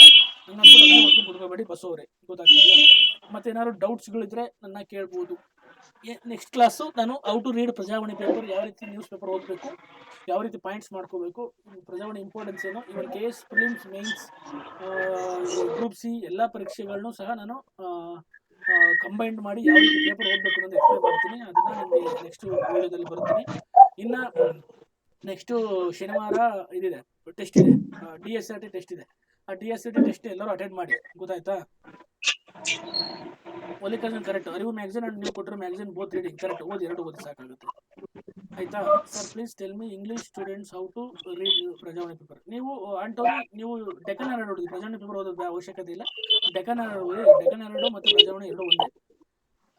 ನನಗೆ ಇದೆಲ್ಲ ಅರ್ಥ ಆಗಿದ್ದು ಏನಂದ್ರೆ ಕಿಟಿ sir, majority candidates current affairs ಮತ್ತು ಸೈನ್ಸ್ ವೀಕ್ ಇದ್ದಾರೆ, ನನ್ನಲ್ಲೇ ಜಾಸ್ತಿ ವರ್ಕೌಟ್ ಮಾಡ್ತೀನಿ. Very good. ಸೈನ್ಸ್ ತುಂಬ ವೀಕ್ ಇದ್ದಾರೆ. ಮೆಂಟಲ್ ಎಬಿಲಿಟಿ ಎಸ್ಪೆಷಲಿ ಸೈನ್ಸು ಮತ್ತು ಮೆಂಟಲ್ ಎಬಿಲಿಟಿ ವೀಕ್ ಇದ್ದಾರೆ. ಗುರುಜಲ್ ಆಥರ್ ಬುಕ್ ಓದಬೇಕು ಹೇಳ್ತೀನಿ ಅಂತ ಹೇಳಿದ್ದಾರೆ. ಗುರುಗಳೇ ಆಥರ್ ಬುಕ್ ಓದೋಕ್ಕೆ ಹೇಳ್ತೀನಿ ಅಂತ ಹೇಳಿದರೆ ಹೇಳ್ತೀನಿ. ಆಥರ್ ಬುಕ್ ಹೆಂಗೆ ಓದಬೇಕು ಅಂತಲೂ ಹೇಳ್ತೀನಿ ನಾನು ನಿಮಗೆ. ಬೇಸಿಕ್ಸ್ ಬುಕ್ ಹೆಂಗೆ ಓದಬೇಕು, ಆಥರ್ ಬುಕ್ ಹೆಂಗೆ ಓದಬೇಕು, ನ್ಯೂಸ್ ಪೇಪರ್ ರೀಡಿಂಗ್ ಹೆಂಗೆ ಮಾಡಬೇಕು ಅನ್ನೋದ್ರ ಬಗ್ಗೆ ನಾನು ಡೀಟೇಲಾಗಿ ಹೇಳ್ತೀನಿ ನಿಮಗೆ. ಅರ್ಥ ಆಗ್ತಿದೆಯಾ ಸರ್? ಇಂದು ಓಕೆ ಅಲ್ವಾ ಸರ್? ಇಂಗ್ಲೀಷ್ ವರ್ಷನ್ ಓಕೆ, ಇಂದು ಓದ್ಬೋದು. ಇಂದು ಸ್ವಲ್ಪ ಡಿಫಿಕಲ್ಟಿ ಇರುತ್ತೆ, ಓದ್ಬೋದು. ನಾನು ಹೇಳಿ ಪ್ರಜಾವಾಣಿ ಬದಲು ಡೆಕ್ಕನ್ ಹೆರಾಲ್ಡ್ ಓದಿ. ಈ ಕನ್ನಡ ಮೀಡಿಯಮ್ ಅವ್ರು ಪ್ರಜಾವಾಣಿ ಓದಿ, ಇಂಗ್ಲೀಷ್ ಮೀಡಿಯಮ್ ಡೆಕ್ಕನ್ ಹೆರಾಲ್ಡ್ ಓದಿ. ಯಾಕಂದರೆ ನಿಮ್ಗೆ ಕನ್ನಡನೇ ಅರ್ಥ ಆಗಲ್ಲ ಅಂತಂದರೆ ಇಂಗ್ಲೀಷ್ ಓದಿ. ಬಟ್ ಕನ್ನಡ ನ್ಯೂಸ್ ಪೇಪರ್ ಒಂದು ಓದಬೇಕು, ಕನ್ನಡನೂ ಬರಬೇಕು ನಿಮಗೆ. ಯಾಕೆಂದರೆ ನೀವು ಯಾವುದೇ ಎಕ್ಸಾಮ್ಸ್ ಕೊಟ್ಟರು ಕನ್ನಡ ಇಂಪಾರ್ಟೆಂಟ್ ಇರುತ್ತೆ. ನಾನು ಇವಾಗ ಬೇಸಿಕ್ಸ್ ಬುಕ್ ಓದ್ತಾ ಇದ್ದೀನಿ. ಶಿವಶಂಕರ್ ಓದಿ ಬೇಸಿಕ್ಸ್ ಬುಕ್ ಮುಗಿಸಿ ಆಮೇಲೆ ಆ ಥರ ಬುಕ್ಸಿಗೆ ಬನ್ನಿ. ಅರ್ಥ ಆಗ್ತಿದೆಯಾ? ಆಮೇಲೆ ನೋಟ್ಸ್ ಮಾಡ್ಕೋಬೇಕು, ವೆರಿ ಇಂಪಾರ್ಟೆಂಟ್. ಅದನ್ನೆಲ್ಲ ಹೇಳ್ಕೊಡ್ತೀನಿ ಮುಂದೆ. ಈಗ ನೀವು ಬೇಸಿಕ್ಸ್ ಬುಕ್ಸ್ನ ಮುಗಿಸಿ. ಆಲ್ಮೋಸ್ಟ್ 6th to 10th ಆಗಿರೋ ಎಲ್ಲ ಬೇಸಿಕ್ಸ್ ಬುಕ್ಸ್ನ ಮುಗಿಸೋಕ್ಕೆ ಪ್ರಯತ್ನ ಪಡಿ. ನೆಕ್ಸ್ಟ್ ಮತ್ತೇನಾದರೂ ಕ್ವಶನ್ಸ್ ಇದೆಯಾ? Shall end the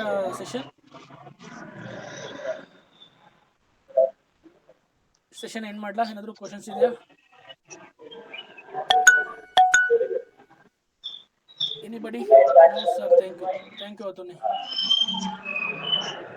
Abhishek Pawar, Mallikesh, Pallavi, Basavaraj, Bhuvana, Pooja, Raju, Abhishek, Rathod, Nitish, Savitri daily, Mallikarjun Patil daily ಬರ್ತಾ ಇದ್ದಾರೆ, ಅಂಬಿಕಾ, ಶಿವಶಂಕರ್, ಗೌಡ ಬರ್ತಿದ್ದಾರೆ, ಬರ್ತಾ ಇದ್ದೇನೆ, ಕನಕ ಬರ್ತಾ ಇದ್ದೇನೆ, ಭೀಮಮ್ಮ, ವಿಶ್ವನಾಯಕ್. ಕೆಲವರು ರೆಗ್ಯುಲರ್ ಕ್ಲಾಸ್ ಕೇಳ್ತಾ ಇದ್ದಾರೆ, ಕೆಲವರು ಬರ್ತಾ ಇಲ್ಲ.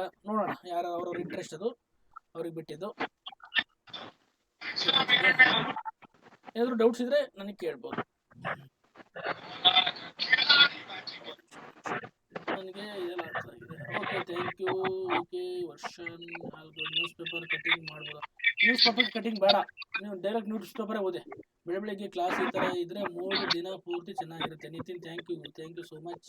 ಪರ್ಸ್ನಲ್ ಆಗಿ ನಿಮ್ಮ ನಂಬರ್ ಇದೆ, ಅದಕ್ಕೆ ಮೆಸೇಜ್ ಮಾಡಿ ಮಾತಾಡ್ಬೋದಾ ಗುರುಗಳೇ?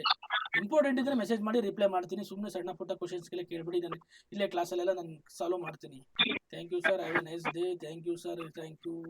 DSRT NCERT ಪೇಪರ್ ಸ್ಟೇಟ್ಮೆಂಟ್ ಟೈಪಲ್ಲಿ ಪ್ರೊವೈಡ್ ಮಾಡಿ ಸರ್. ಖಂಡಿತ ಸ್ಟೇಟ್ಮೆಂಟ್ ವೈಸೇ ಇರುತ್ತೆ, ಓದಿ ಮಾಡಿ ಗೊತ್ತಾಗುತ್ತೆ. Shivashankar, thank you sir, please check my weekly assessment and share me the feedback sir when you are free. Okay Antony sir. Yes sir, you will follow. ಒಳ್ಳೆಯದು ಹೇಳಿದರೆ ಯಾರು ಮಿಸ್ ಮಾಡ್ತಾರೆ ಕ್ಲಾಸ್ನ. ಓಕೆ, ಎಲ್ಲರಿಗೂ ಒಳ್ಳೆದಾಗಲಿ.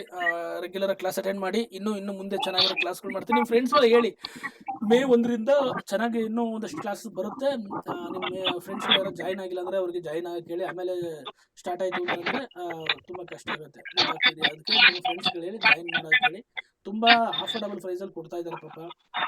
ಅದಕ್ಕೂ ನಂದು ಒಂದು ಸರ್ವಿಸ್ ಇರಲಿ ಅಂತ ನಾನು ಕ್ಲಾಸ್ ಮಾಡ್ತಾ ಇದ್ದೀನಿ. ಯಾಕಂದರೆ ₹990 ನಿಮಗೆ ತುಂಬ ಕ್ಲಾಸ್ ಮಾಡಿ PDF ಕೊಟ್ಟು ಟೆಸ್ಟ್ ಮಾಡಿ ಅದೆಲ್ಲ ಮಾಡೋಕ್ಕೆ ತುಂಬ ಇರಬೇಕು. ಬೇರೆ ಇನ್ಸ್ಟಿಟ್ಯೂಟರು ಲಕ್ಷ ರೂಪಾಯಿ ಅಂತೇಳಿ ತೊಗೊತಾರೆ. ಬಟ್ ಆದರೆ ಕಡಿಮೆ ಪ್ರೈಸಲ್ಲಿ ನಿಮ್ಗೆ ಏನೋ ಒಂದು ಒಳ್ಳೇದು ಮಾಡಬೇಕು ಅಂತ ಶ್ರೀಕಾಂತ್ ಸರು ನಾವೆಲ್ಲ ಒಂದು ಮಾಡ್ತಾ ಇದ್ದೀವಿ. ಎಲ್ಲರೂ ನಿಮ್ಮ ಫ್ರೆಂಡ್ಸ್ಗೆ ಸೇರ್ಕೊಳಕ್ಕೆ ಹೇಳಿ. ಜಾಸ್ತಿ ಜನ ಆಯಿತು ಅಂದ್ರೆ ನಮಗೂ ಒಂದು ಖುಷಿ ಇರುತ್ತೆ ಸರ್ವಿಸ್ ಮಾಡೋಕ್ಕೆ, ಗೊತ್ತಾಗ್ತಿದೆಯಾ sir? Both Kannada and English version ಇರುತ್ತೆ ಅಲ್ವಾ sir? NCERT DSRT KT sir. Yes, ಎರಡು ಇಂಗ್ಲೀಷು ಮತ್ತು ಕನ್ನಡದಲ್ಲಿ ಎರಡರಲ್ಲೂ ಕೊಡ್ತಾ ಇದ್ದೀವಿ. Thank you. ಕಮೆಂಟ್ಸ್ಗೆ ರಿಪ್ಲೈ ಮಾಡ್ತೀರಾ? ಎಲ್ಲರಿಗೂ ನೋಡ್ತೀನಿ, ಚೆನ್ನಾಗಿದ್ರೆ 100% ರಿಪ್ಲೈ ಮಾಡೇ ಮಾಡ್ತೀನಿ. ಎಸ್ಎ ಕ್ಲಾಸ್ ಯಾವಾಗ ಸ್ಟಾರ್ಟ್ ಮಾಡ್ತೀರಾ? ಅದು ಮೇ ಈ ಶ್ರೀಕಾಂತ್ ಸರ್ ನನಗೆ KS ಮೇನ್ಸ್ ಇದೆ. KS ಮೇನ್ಸ್ ಎಕ್ಸಾಮ್ ಬರೆದ ತಕ್ಷಣ ನಿಮ್ದೆಲ್ಲ ಸ್ಟಾರ್ಟ್ ಮಾಡ್ತೀವಿ. ಇನ್ನು ಡೆಪ್ತ್ ಆಗಿ KS ಎಕ್ಸಾಮ್ ಇದೆ ನನಗೆ ಮತ್ತು ಶ್ರೀಕಾಂತ್ ಸರ್ಗೆ ಮೇನ್ಸ್ ಎಕ್ಸಾಮ್ ಇದೆ. ಆ ಮೇನ್ಸ್ ಎಕ್ಸಾಮ್ ಬರೆದ್ಬಿಟ್ಟು ನಾವು ಇದು ಮಾಡ್ತೀನಿ. ಕ್ಲಾಸಸ್ ಪೇಪರ್ 1 ಕ್ಲಾಸಸ್ ಸ್ಟಾರ್ಟ್ ಮಾಡ್ತೀವಿ. ನಮ್ಮ KSP ಡಿಪಾರ್ಟ್ಮೆಂಟ್ನ ಬುಡಕಟ್ಟಿನ ನಾಯಕರು ನೀವು ಗುರುಗಳೇ. ಅಯ್ಯೋ ಇಲ್ಲಪ್ಪ, ನಾನು ನಾಯಕ ಅಲ್ಲ, ನಾನು ಹೀರೋ ಅಲ್ಲ, ನಾನು ಒಬ್ಬ ಕಾಮನ್ ಮ್ಯಾನ್. ನನಗೆ ಗೊತ್ತಿರೋದು ನನ್ನ ಟೀಚರು ಅಲ್ಲ, ನೀವು ತಿಳ್ಕೊಳ್ಳೇಬೇಡಿ. ನನಗೆ ಗೊತ್ತಿರೋದು ನಿಮ್ಗೆ ಹೇಳ್ತೀನಿ ಅಷ್ಟೇ. ಗೊತ್ತೈತಿ, ನಿಮ್ಮ ಸೀನಿಯರ್ ಅಂದ್ಕೊಬಿಡಿ, ಗೊತ್ತೈತಿ, ನಿಮ್ಮ ಫ್ರೆಂಡ್ ಅಂದ್ಕೊಳ್ಳಿ. ಅದು ಬಿಟ್ಟರೆ ಬೇರೆ ಏನಿಲ್ಲ. ಧಾರವಾಡಕ್ಕೆ ಬನ್ನಿ ಅಂತ ಹೇಳ್ತಿದ್ದಾರೆ. ಖಂಡಿತ ಬರ್ತೀನಿ, ಯಾವಾಗಾದರೂ ಒಂದ್ಸತಿ ಖಂಡಿತ ಒಂದಿನ ಬರ್ತೀನಿ. ಓಕೆ, ನೆಕ್ಸ್ಟ್ ಏನು ಕ್ವಶನ್ಸ್ ಇಲ್ಲ ಅಂದ್ಕೊತೀನಿ. ಎಲ್ಲರೂ ಚೆನ್ನಾಗಿ ಓದ್ಕೊಳ್ಳಿ, ಈ ಟೈಮ್ನ ಚೆನ್ನಾಗಿ ಯುಟಿಲೈಸ್ ಮಾಡ್ಕೊಳ್ಳಿ. ಈ ಟೈಮ್ನ ಚೆನ್ನಾಗಿ ಯಾರು ಯುಟಿಲೈಸ್ ಮಾಡ್ಕೊತಾರೋ ಅವರು ಖಂಡಿತ ಸಕ್ಸಸ್ ಆಗ್ತೀರಾ ಅಂತ ಹೇಳ್ತಾ, ಗೊತ್ತಾಗ್ತಿದೆಯಾ? ನಿಮ್ಮ ಮುಂದಿನ ಒಂದು ಈ ಕಾಂಪಿಟೇಟಿವ್ ಎಕ್ಸಾಮ್ ಜರ್ನಿ ಸಕ್ಸಸ್ ಆಗಲಿ, ಎಲ್ಲರಿಗೂ ಒಳ್ಳೇದಾಗಲಿ. ನೆಕ್ಸ್ಟು ವಿಡಿಯೋದಲ್ಲಿ ನಿಮ್ಮನ್ನು ಭೇಟಿ ಮಾಡ್ತೀನಿ. ಯಾರು ಜಾಯಿನ್ ಆಗಿಲ್ಲ ಬೇಗ ಜಾಯಿನ್ ಆಗಿ ಅಂತ ಹೇಳ್ತಾ ಥ್ಯಾಂಕ್ ಯು ಸೋ ಮಚ್.